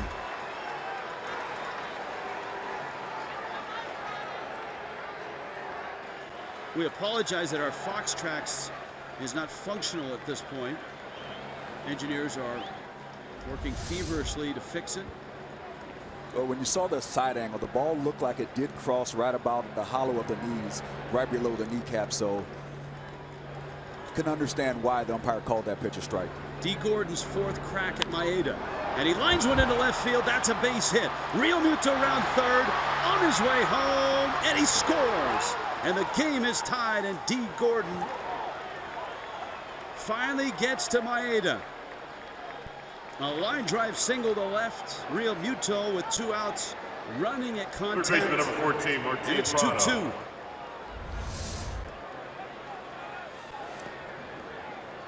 That's just a good piece of hitting, just letting the ball get there, not trying to do too much, taking that single the other way. Carl Crawford has not really been a guy to throw a lot of players out, base runners out over his career.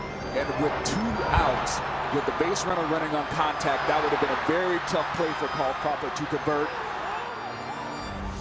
Good job of base running, good job of hitting. And I think that might chase Mr. Maeda from this ballgame. It will, as Maeda exits. Dave Roberts is going to pull a double switch in a 2-2 game. A West Kendall Toyota called to the bullpen. Yes.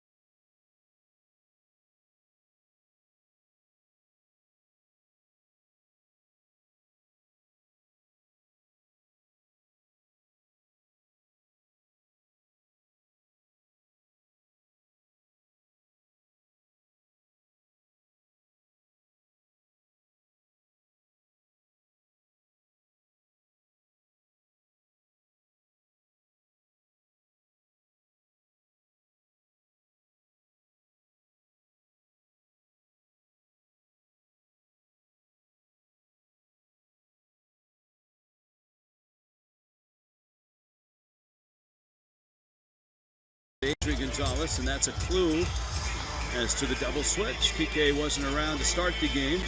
He comes in at third and goes to the 9 spot. Pedro Baez will go to the 7 spot. That was Howie Kendrick's spot in the lineup. And he's in to face Martin Prado as Miami has tied the game on 3 hits. JT Realmuto and Danny Echeverria. And then with 2 outs, D. Gordon. That drove in Realmuto. And Kenta Maeda still responsible for the 2 runners on. Jose Fernandez and Don Mattingly talking it over. Echeverria, the runner at second. Gordon, the trail runner. Prado up the middle into center field. That's a base hit. Echeverria coming in, and he will score. Gordon races to third. Prado, 3 hits tonight. And the Marlins have taken the lead from the Dodgers. It's 3-2. The proud new Papa stays hot. 3 hits tonight. Started off with a double in his first at bat, single his second at bat, and here, big base hit RBI knock in the 7th to drive in a go-ahead run.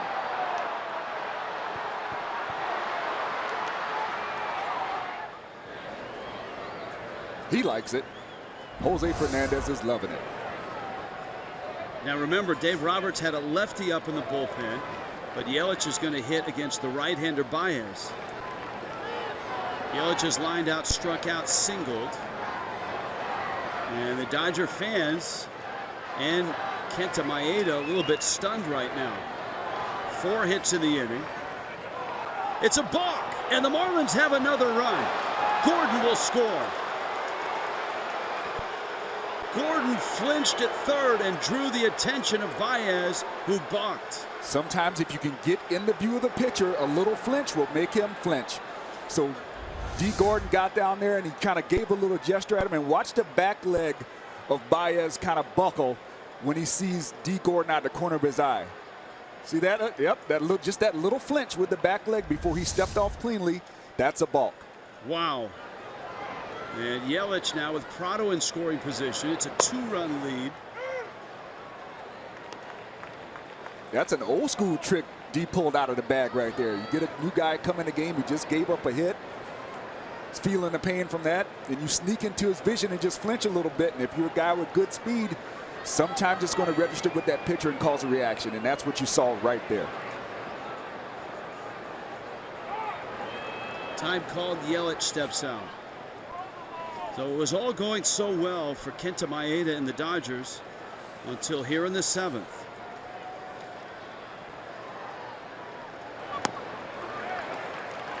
Oh, 0-2 to Yelich. Maeda, of course, with a minuscule ERA of 0.36, and that reflected 1 run in 25 1/3 innings coming into tonight. And the 4 runs the Marlins have are all on his watch. Yelich flips one. Let's get another look at this balk right here. Get a look at D. Gordon in the left side of your screen right there. He's over there watching, taking it nice and easy. Then he gives that little bluff right there. You see that? That's all it takes to sometimes cause a reaction in a pitcher. Just take his focus off just for a second, and he might do something unusual. And that just bought the Marlins a run without having to get a base hit.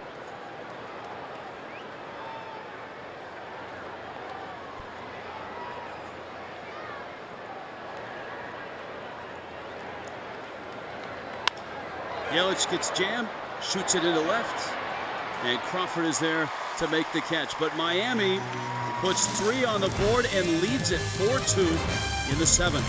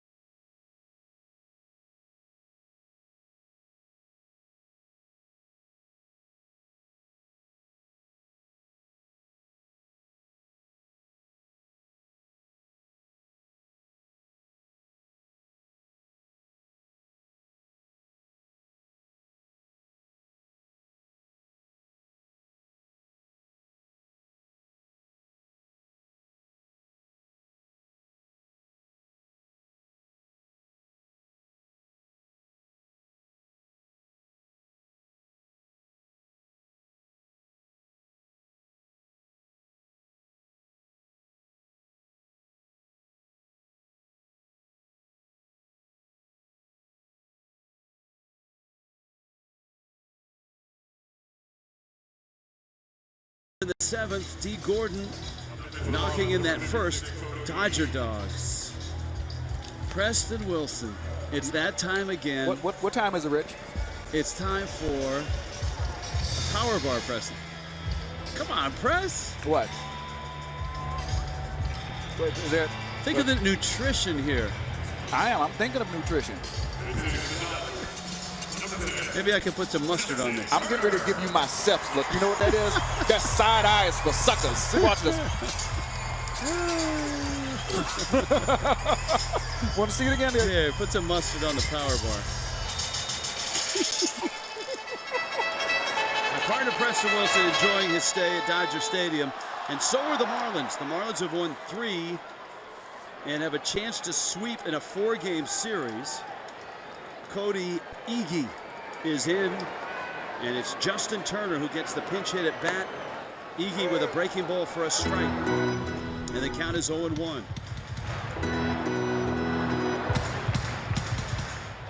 Turner in the 8th spot. Remember, Kike Hernandez is in the 9th spot. He'll hit second in the inning, and then Chase Utley.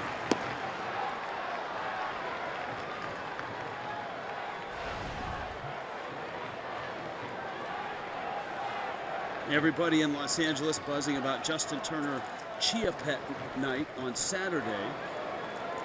There's the ad for it on the backstop to your left. There he A very nice likeness.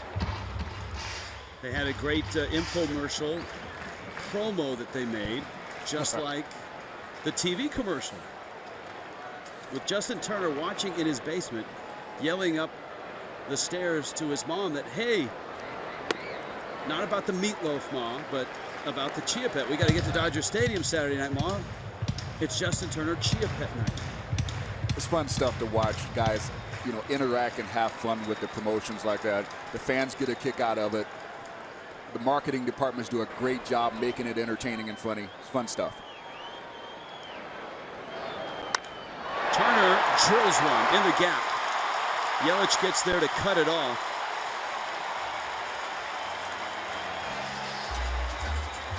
And here comes Kike Hernandez. I'm not sure if Iggy is going to be in there to face Kike, who eats lefties alive. With Barraclough ready, we'll see. Group tickets. Get yourself and your group down at an affordable cost. Perfect for a family, neighbors, birthdays, office networking. Call the Marlins Group sales team. Make your group reservation, 1-877-MARLINS, or go to marlins.com. West Kendall Toyota call to the bullpen. Kyle Barraclough's coming in. Kike Hernandez, the hitter for the Dodgers.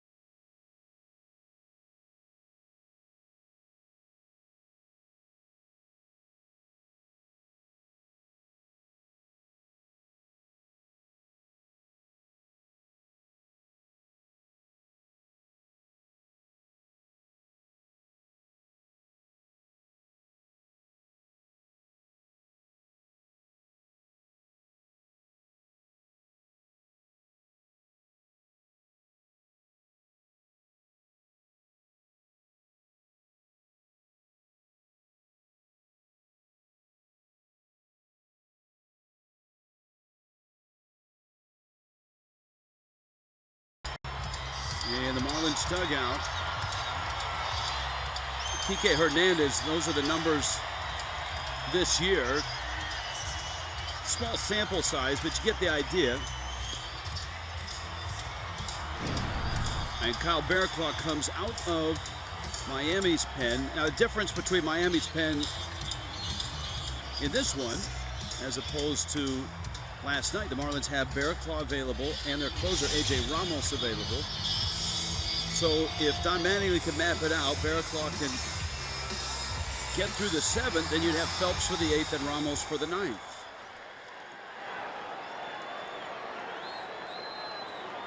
Well, when Barraclough appeared in the game early this series, he was downright almost unhittable. Now he struck out the side, and he snaps off a good breaking ball for a strike to Hernandez. I was down on the field the day after that, and all the Dodger hitters could talk about was how nasty they thought Barraclough was.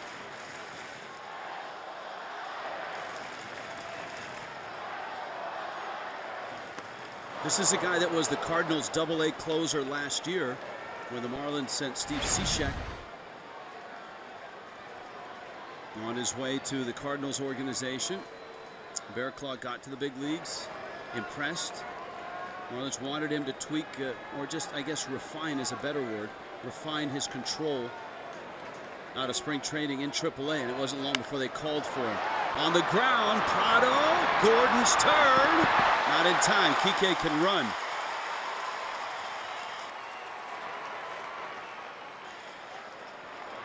Now the Marlins may look at the slide at second here.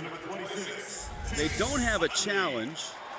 However, it's the 7th. They can ask the umpires to take a look at it. And if the umpires deem they want to look at it, they can. But the Marlins themselves can't challenge. And I'm not sure. Did you see anything untoward in that slide? I thought that was a good, clean, hard baseball play. Right. Turner did what you're supposed to do. You're supposed to go in hard. He went through the bag. And I'm in agreement with you. I'm just saying that the Marlins were looking at it, and at that point you got to convince an umpire. And that's when a manager could come out on the field and talk to the umpire and say, hey, look, I don't have a challenge, but you really ought to look at this. My video guy says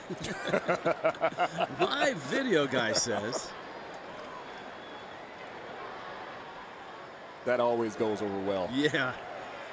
Oh! Utley gets hit, as he has so many times in his career.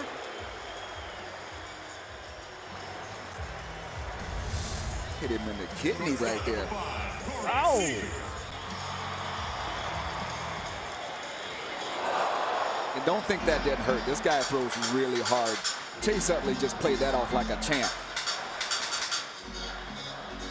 But the Dodgers now have the tying runs on base. Utley, active leader, 182.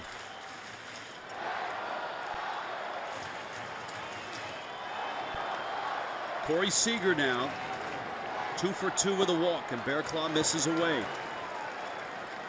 D. Gordon is coming in to try to settle down the young right-hander. A California native, Bearclaw from Northern California, Santa Clara, home of this year's Super Bowl.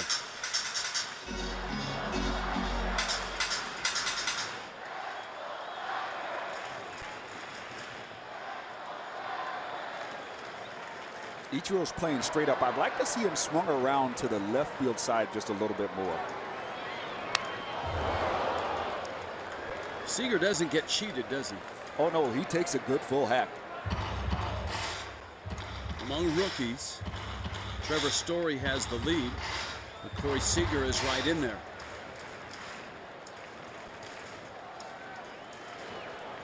Safe to say among all those rookies that Seager's name is the sexiest and the most highly touted.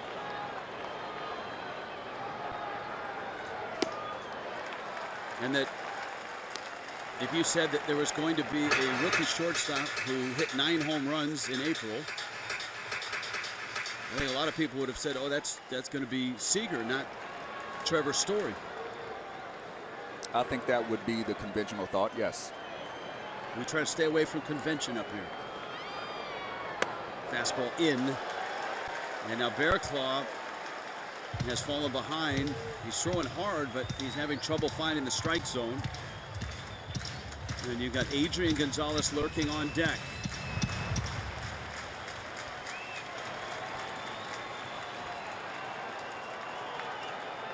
Three-1 coming. 97-mile-an-hour fastball. And that's why I said that's why I'd like to see Ichiro swung around to left field a little bit.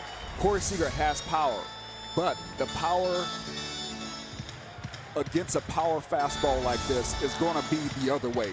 He's not going to snatch a 97, 98 miles an hour fastball down the right field line. So your big fly balls are going to be towards the middle to the left center side, and I think that's, well, he swung around a little bit more now. Ichiro's a little bit more over towards left field. Let's see what the 3-2 brings with one out. Breaking ball, got him. How about that?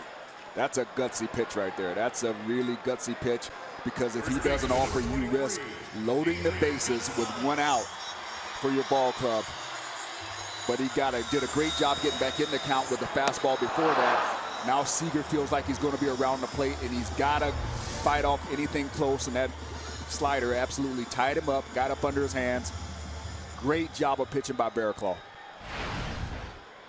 And now Gonzalez with Hernandez and Utley still out there.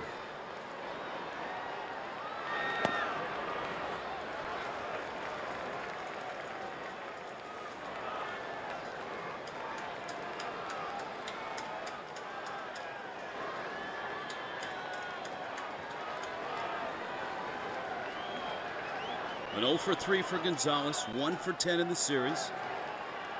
And a breaking ball for a strike. It's 1-1.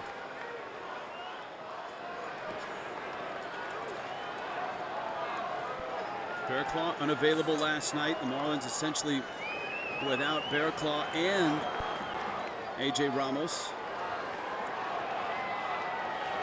But both are available tonight.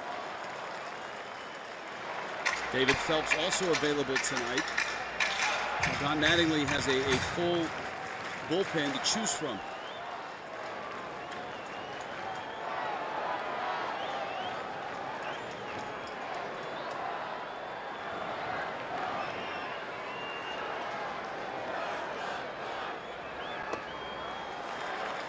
Three and one. You could tell he rushed that one a little bit. His arm didn't quite get out in time. That delivery was a little bit rushed.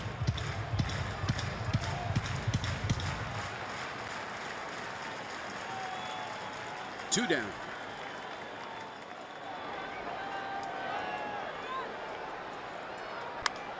High fastball. All right, he's arrived at 3-2. He has thrown that slider to Gonzalez during this at bat. And you're shaking your head, and that's exactly the opinion I want.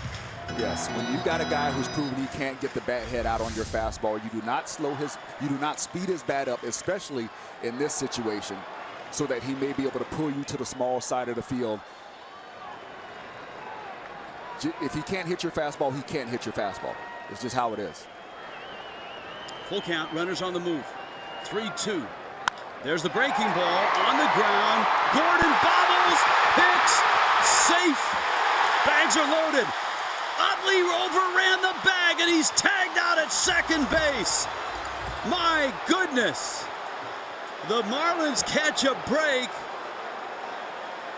As experienced a veteran as you'll find in Chase Utley, overran the bag.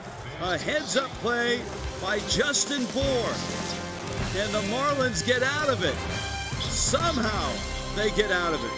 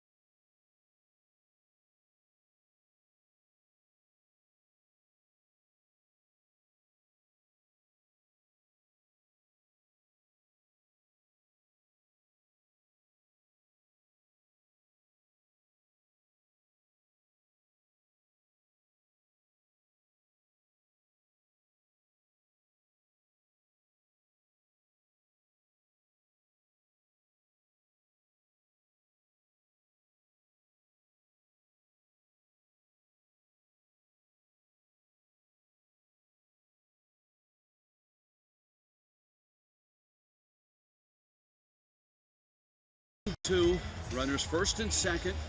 Chase Utley on the move. Now runners on the move. And so remember, that's Kike Hernandez, who's the lead runner. Gonzalez is safe.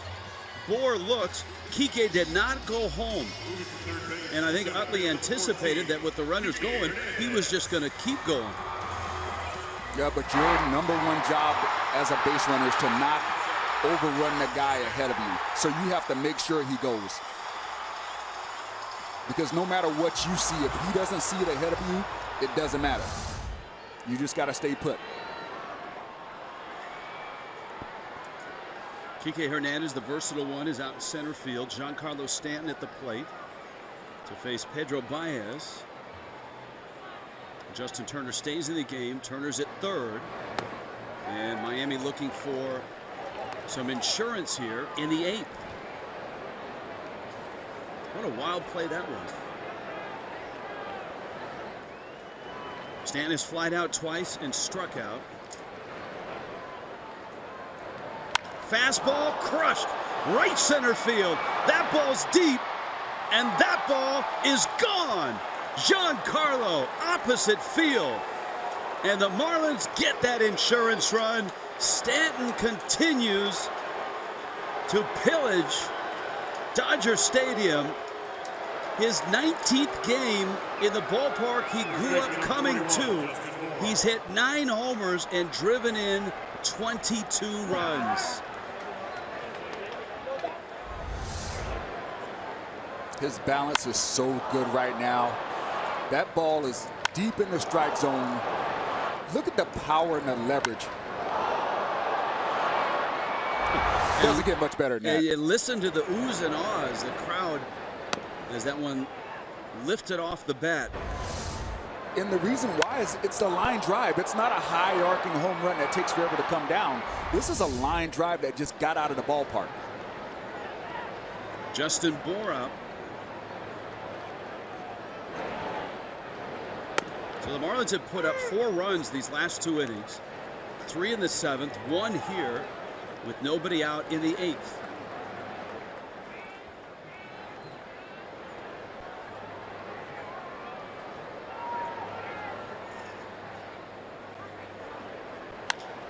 Bour on the ground. Utley.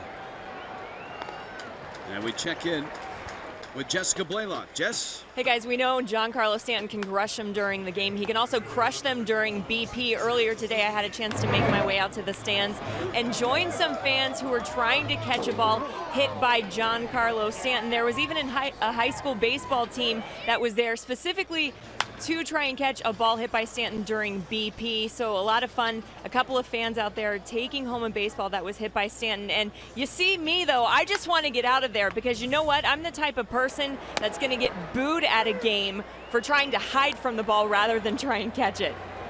I think you are wise to do that. There's no player in baseball that hits the ball harder than that man. He was the exit speed champion last year. And I'll bet you that one went out at 100 plus as well, as Ichiro is thrown out on a ground ball. Stanton last year had 8 of the top 12 exit speeds.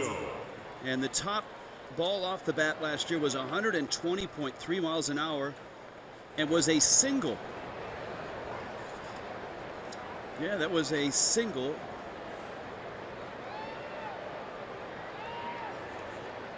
Only Nelson Cruz was able to crack the Stanton top 5. His average exit velocity last year was 99.1. The second fastest average was 4 miles an hour slower. Miguel Cabrera at 95. And as our MLB at Bat app, since we use it so highly touted, had that home run registered at 105 miles per hour off the bat. Child's play. Yeah, just, average. That was line drive. You know what it looked like? You know what it reminded me of?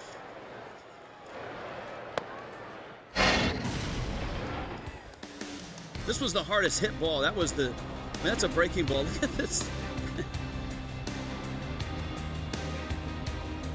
120.3.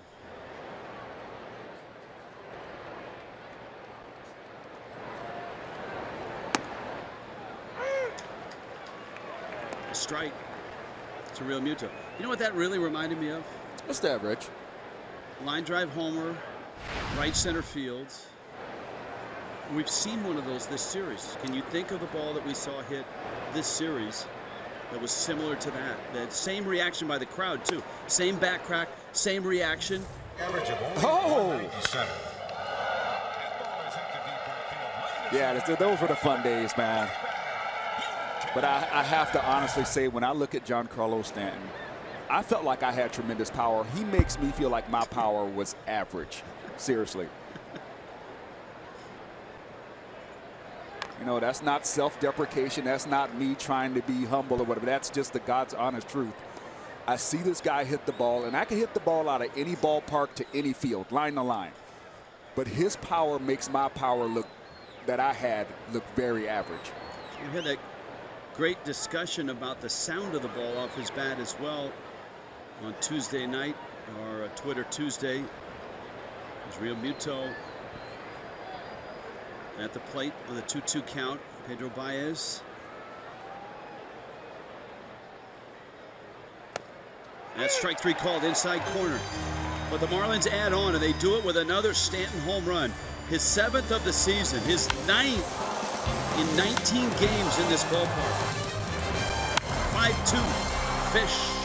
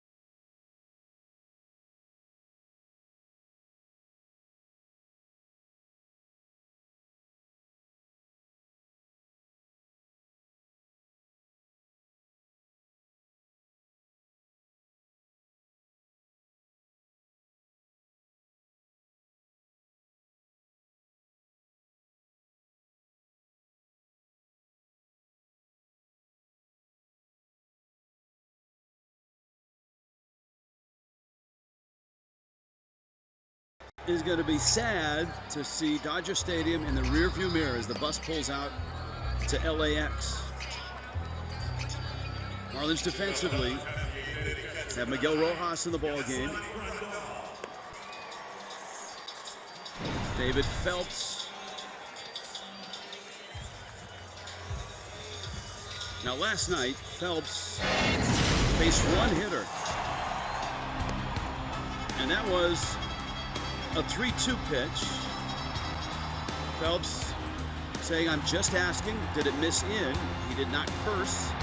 And the home plate umpire, Bill Miller, threw him out of the ball game. It was a huge moment in the game.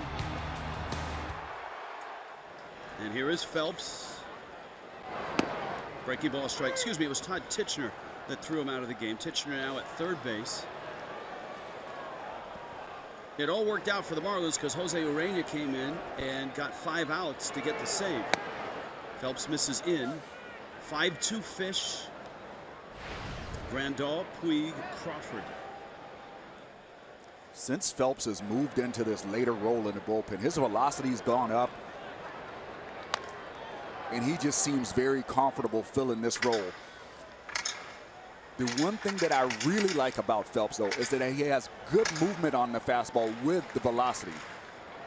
And that allows him to get lefty hitters, right?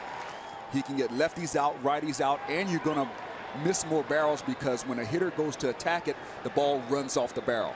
Now, the 2 pitches he threw that missed, the 2-2 and then the 3-2 you saw, were similar to that. He, when he's going right, can start that fastball, not quite Maddox-like, but nobody is, on the right hip of the left-handed hitter and have it run back to catch the corner of the plate. Both those pitches did miss last night. So Todd Tichenor was right on the calls, but pretty quick on the trigger to eject Phelps. Yeah, I thought that was definitely a quick trigger, especially in that moment. If the game was 7-1 or a 6-0 game and a pitcher does that, yeah, you may have more license to throw him out. But that's a tense moment, close ball game. Breaking ball in the dirt. Grandal walks. And here comes Puig, Fish Family, the exclusive loyalty program of Marlin fans. Learn more or log in, go to marlins.com/fishfamily and look at it. Sunset Strip is the code tonight.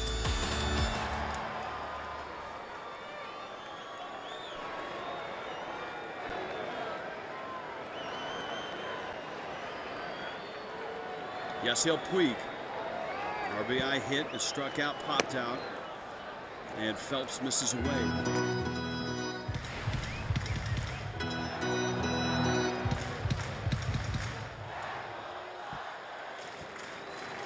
Phelps doesn't quite have the mechanics he'd like to have right now. He's kind of spraying the ball all over the place.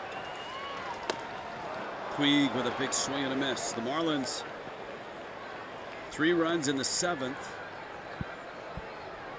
and added 1 in the 8th. It's Jose Fernandez game to win. Remember, he pitched 6, so he finished 6th. The Marlins in the top of the 7th erased a 2-1 deficit.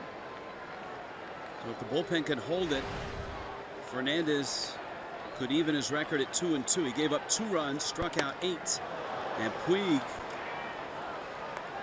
who got a jam shot pop-up RBI single that landed behind the mound of all places in the first, since then has struck out and popped out. There's Jose, 89 pitches. He left for a pinch hitter when the Marlins had an opportunity to score, and boy did they. They scored 3 times in that inning.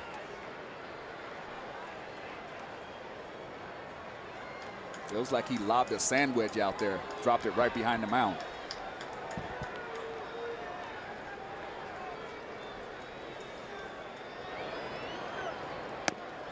Got him.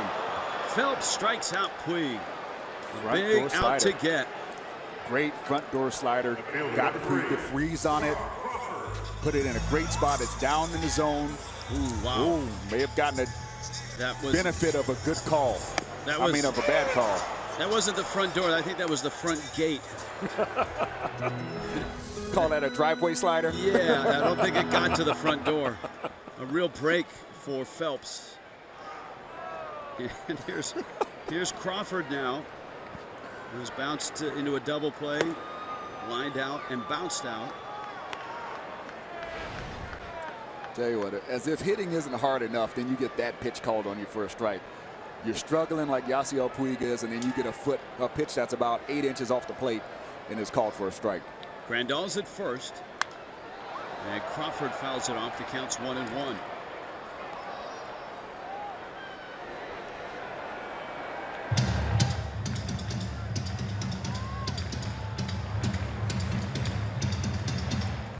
Dave Roberts, Adrian Gonzalez watching.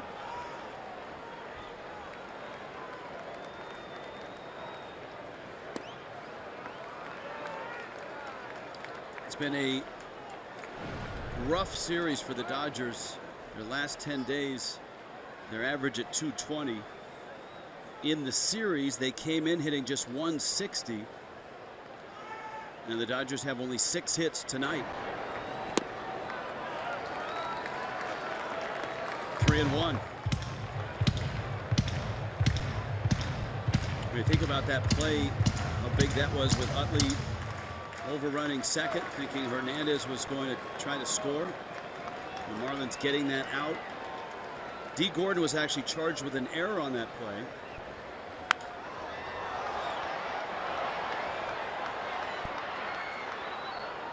See, that's a 3-1 fastball. The hitter knows a fastball's coming because you don't want to put the tying run at the plate, walking a guy, and he still missed it. Shows you how hard hitting is. I think there's so many more pitchers that have good fastballs that need to use them more. And especially if you have movement or a little movement like David Phelps has.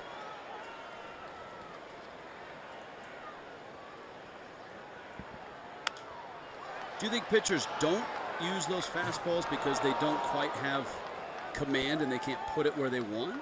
I think the first thing they don't do is they don't understand how hard it is to hit. Hitting a baseball is hard to do. To complete that act is a really tough physical feat, And I think some pitchers forget how hard it is to hit. 3-2. That's a 93-mile-an-hour fastball that tied Crawford up. And it stays at 3-2. Phelps, of course, with the Yankees, did a little bit of everything. Started, relieved, but he certainly didn't pitch this late. And over the course of the first 20 games of this season for Miami, he has worked his way into that 8th inning setup role, and he's done quite well with it.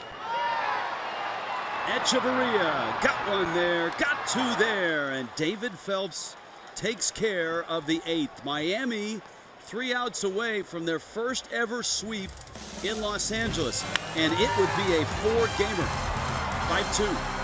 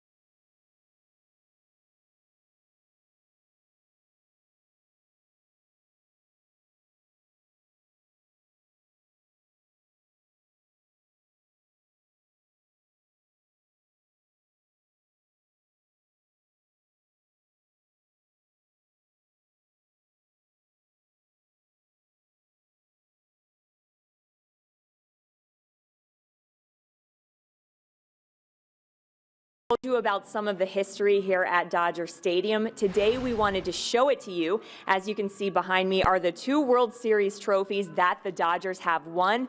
Over here you can see all of the Gold Glove and Cy Young Award winners throughout the course of Dodgers history. And then in the hallway around the corner on the way to the Dodgers clubhouse, you can see some of the vintage jerseys worn by former Dodgers like Jackie Robinson and Sandy Koufax.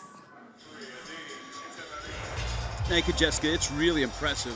They've done a nice job in this series of renovations of Dodger Stadium, the new clubhouses.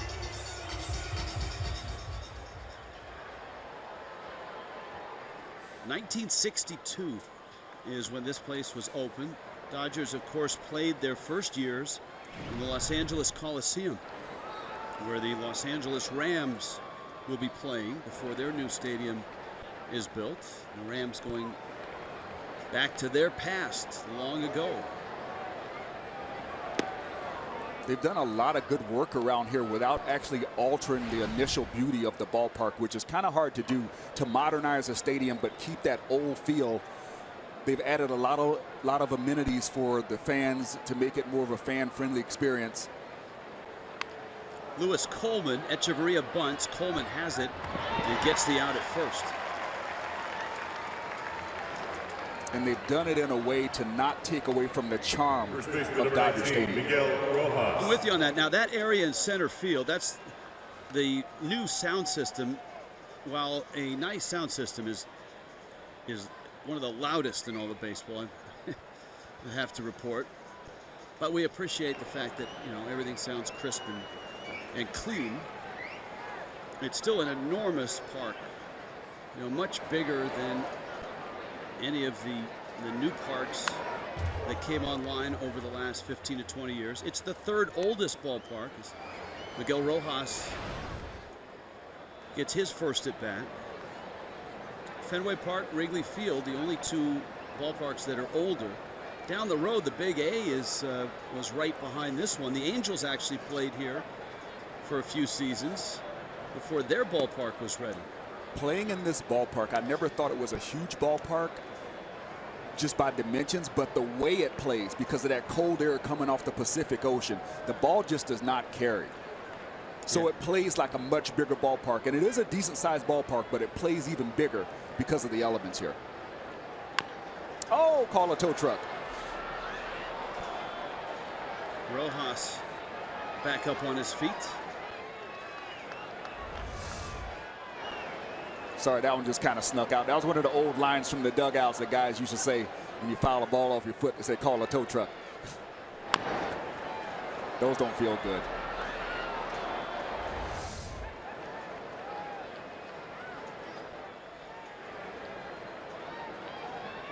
Rojas trying to convince everybody that the foot is fine. Dustin Lupker, one of the Marlins trainers out there. Checkers presents Marlins Live. Jessica live from the field. He still loves LA. And Martin Prado, the new father, has had a great series. 3 hits here, big hit in the 7th. Stanton's homer in the 8th. And a 5-2 Miami lead. Rojas takes Lewis Coleman's breaking ball down low. And there is A.J. Ramos after the night off last night. Ramos ready to go again. He has saved 3 of the 4 consecutive wins. San Francisco and the first 2 here in Los Angeles.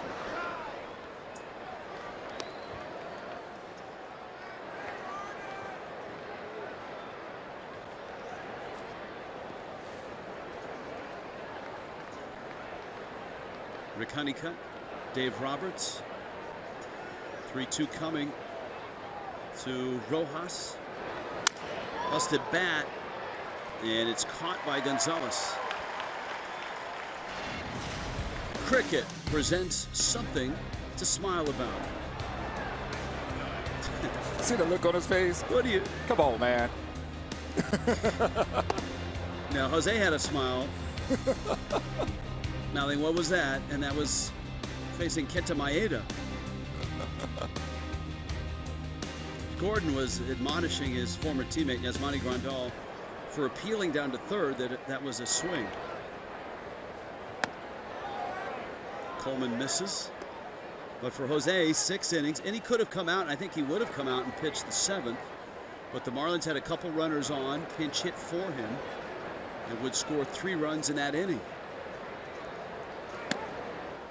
Coleman out of the Dodger bullpen. So the Marlins have gotten a taste of the West. They saw the Giants, and the Giants, who were slumping going into that weekend series, looked very good in all 3 games. Miami won Sunday's game. And then the Marlins arrive here to play a first-place Dodger team. And so far have beaten them all 3 and have a chance here to sweep a 4-game set. I don't understand that pitch. A 2-0 breaking ball to D. Gordon. I don't understand it. And there's the result. He misses on a 3-0 fastball. I mean, baseball has still got to be baseball at some point. You can't beat yourself. And if you're a pitcher and you got nobody on, and it's 2 outs, and you throw a 2-0 breaking ball, you're asking for trouble. And part of that isn't it that it's D. Gordon, and he rarely hits a home run. It's not like he's trying to keep Stanton in the ballpark. And obviously Gordon is a threat to run. Dodgers know that full well. He won a stolen base crown his last year in Los Angeles. Prado is one of the hottest hitters in the league right now.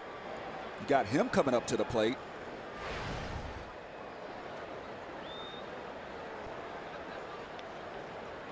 That would drive me crazy as a manager.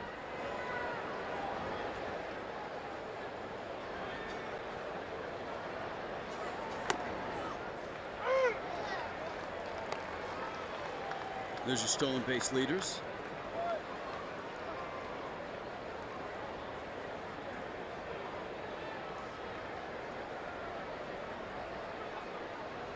Yeah, Martin Prado is hot. 7 hits in this series, and remember, he wasn't here on Monday.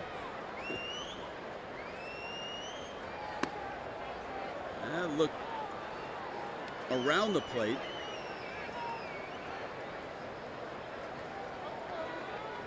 But it's a ball and a strike.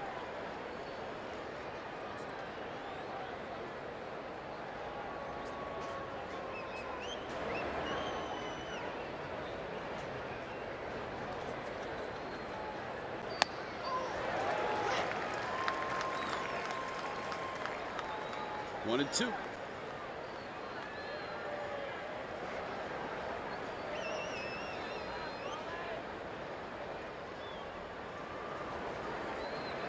So 3 more hits for Prado. Miami with 9 hits in the ball game. Another Stanton homer, a JT Realmuto homer. Gordon runs, Prado hits, lines it to center, and it's caught there by Kike Hernandez. A.J. Ramos looking for another save. Miami looking for a 4-game sweep in L.A.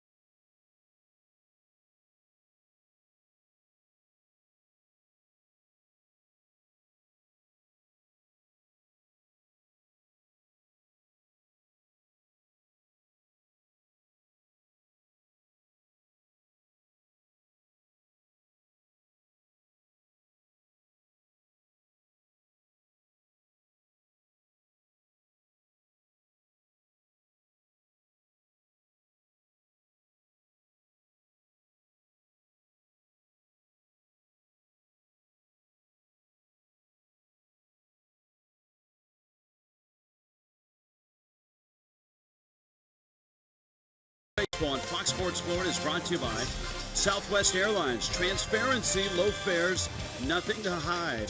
By Jeep, visit Jeep.com to learn more. And by your South Florida Honda dealers.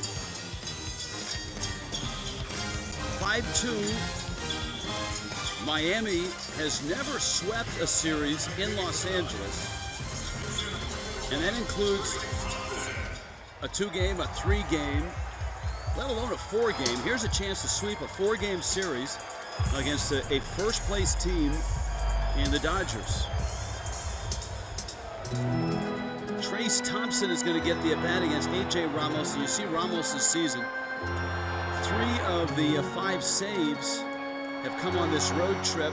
The last game in San Francisco, first 2 in Los Angeles. Night off last night.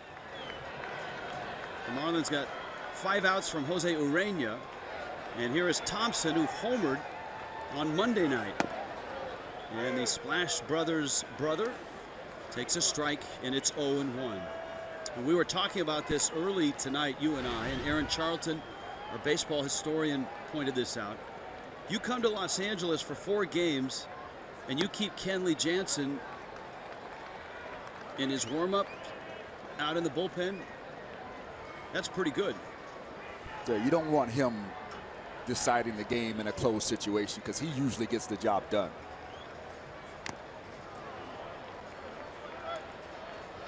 One and 2. Ramos, not a conventional closer in the modern sense, and in the modern sense, I mean last, 4-6 years.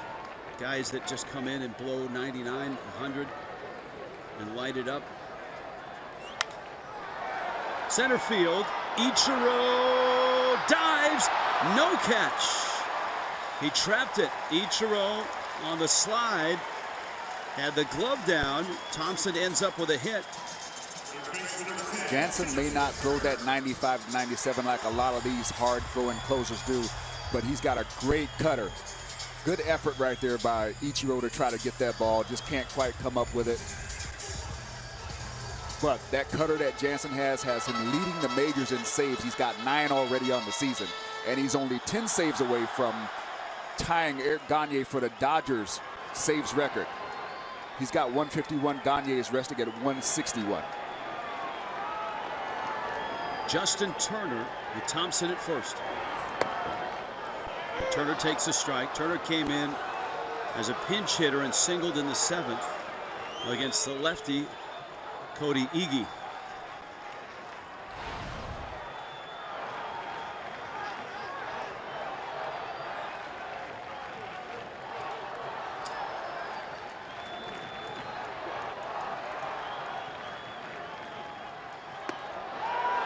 Let's see if he went. Yes.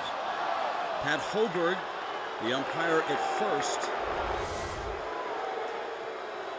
See the big leg kick there. Couldn't quite hold up.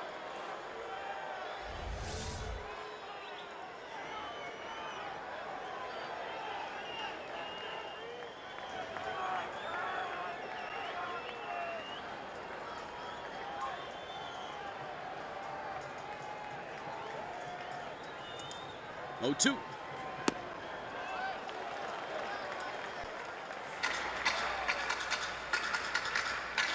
Nice slider there by Ramos. That's a good 2-strike slider. Try to get yourself a chase. Marlins are headed to Milwaukee. And for Ramos, he's got a nice streak since the last time he was in Milwaukee. And it gets between Echeverria and Gordon and trickles into center field.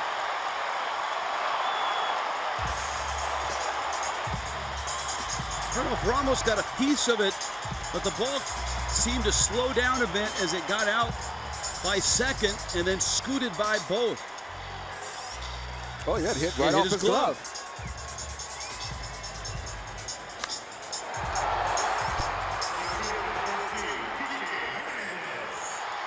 And so Turner singles, and here is Kike. Utley, Seager, Adrian Gonzalez are lined up for the Dodgers after Hernandez. And that's a really tough play for middle infielders because not only are you trying to field that ball, but you're trying to protect yourself from running into your teammate.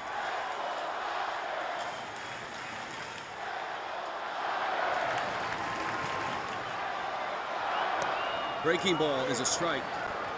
Now, the Marlins were giving Turner second base here, and I'm not sure they want to do that. It would be nice to keep the double play in order. Now Rojas is behind the runner. Turner's got a huge lead. And the pitch goes to the screen off of Real Muto's glove. And the Dodgers are a run closer. Turner's in scoring position, and Ramos not sharp early on here in the 9th. That's a wild pitch.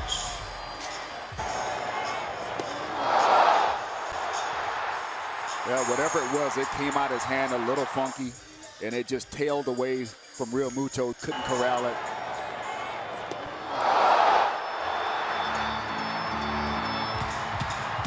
Sometimes those situations like that can wake Ramos up a little bit, though. He tends to get a little more fire in him, bears down a little more. Well, now would be the time to bear down. A 2-run lead, a run across, nobody out.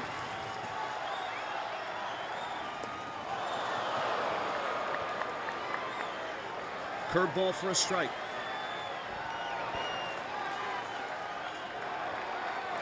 Well, this is a time where you don't want to mess around. You want to punch out right here. If you're A.J. Ramos, that's usually going to be your slider to a right-handed batter.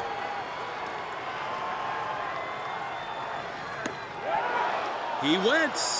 There it is. That's a slider. Bill Miller, the home plate umpire, didn't even appeal. Kike Hernandez strikes out. Second baseman number 26, Chase Utley. Great spot, great pitch. That's his strikeout pitch to righties. He goes to it. He knows righties have a hard time picking it up, and Kike could not hold up. Jose Fernandez, who went 6. If Ramos can finish, it's Jose's win. Now Utley, who's been a pain in the neck for the Marlins ever since he walked into the league. As a youngster out of Long Beach and UCLA. It is UCLA alumni night here at the ballpark. And the 2 Bruins that are in Dodger uniforms, Utley, who was terrific there. He was one of the best all-time players. And Dave Roberts, who was a walk-on and then became a star at UCLA. Utley to left, it's hit well. Yelich has room. And he makes the catch. So 2 outs. And it's the youngster, Corey Seager. That's why it's not a bad thing to pitch to contact. You just have to pitch to the right side of the ballpark. He made Utley go to his weak side, which is the opposite field side for Utley, knowing that odds are he can't drive that ball out of the ballpark.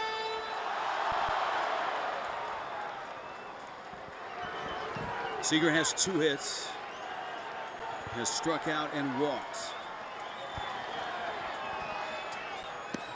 Turned 22 yesterday, big cut and a miss, and it's 0-1.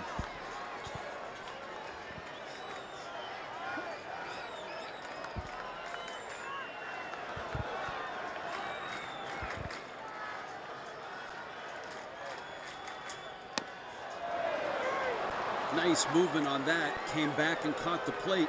And it's 0-2. And you can see it on Fox Tracks. Plenty of the plate. Marlins a strike away from a 4-game sweep in Los Angeles. And he got it. Ball game. A.J. Ramos saves it. Jose Fernandez wins it. And Miami has won 5 in a row, including their first sweep ever in Los Angeles. Ball got away from Realmuto. You could see Ramos turning it up a little bit. That really bugged him that he let that run up his first run of the season. And this is a filthy changeup. He threw one to pitch before that, but this one has more down action on it. Great deception, got the same arm speed as the fastball. And look at the big fella fired up. I like it.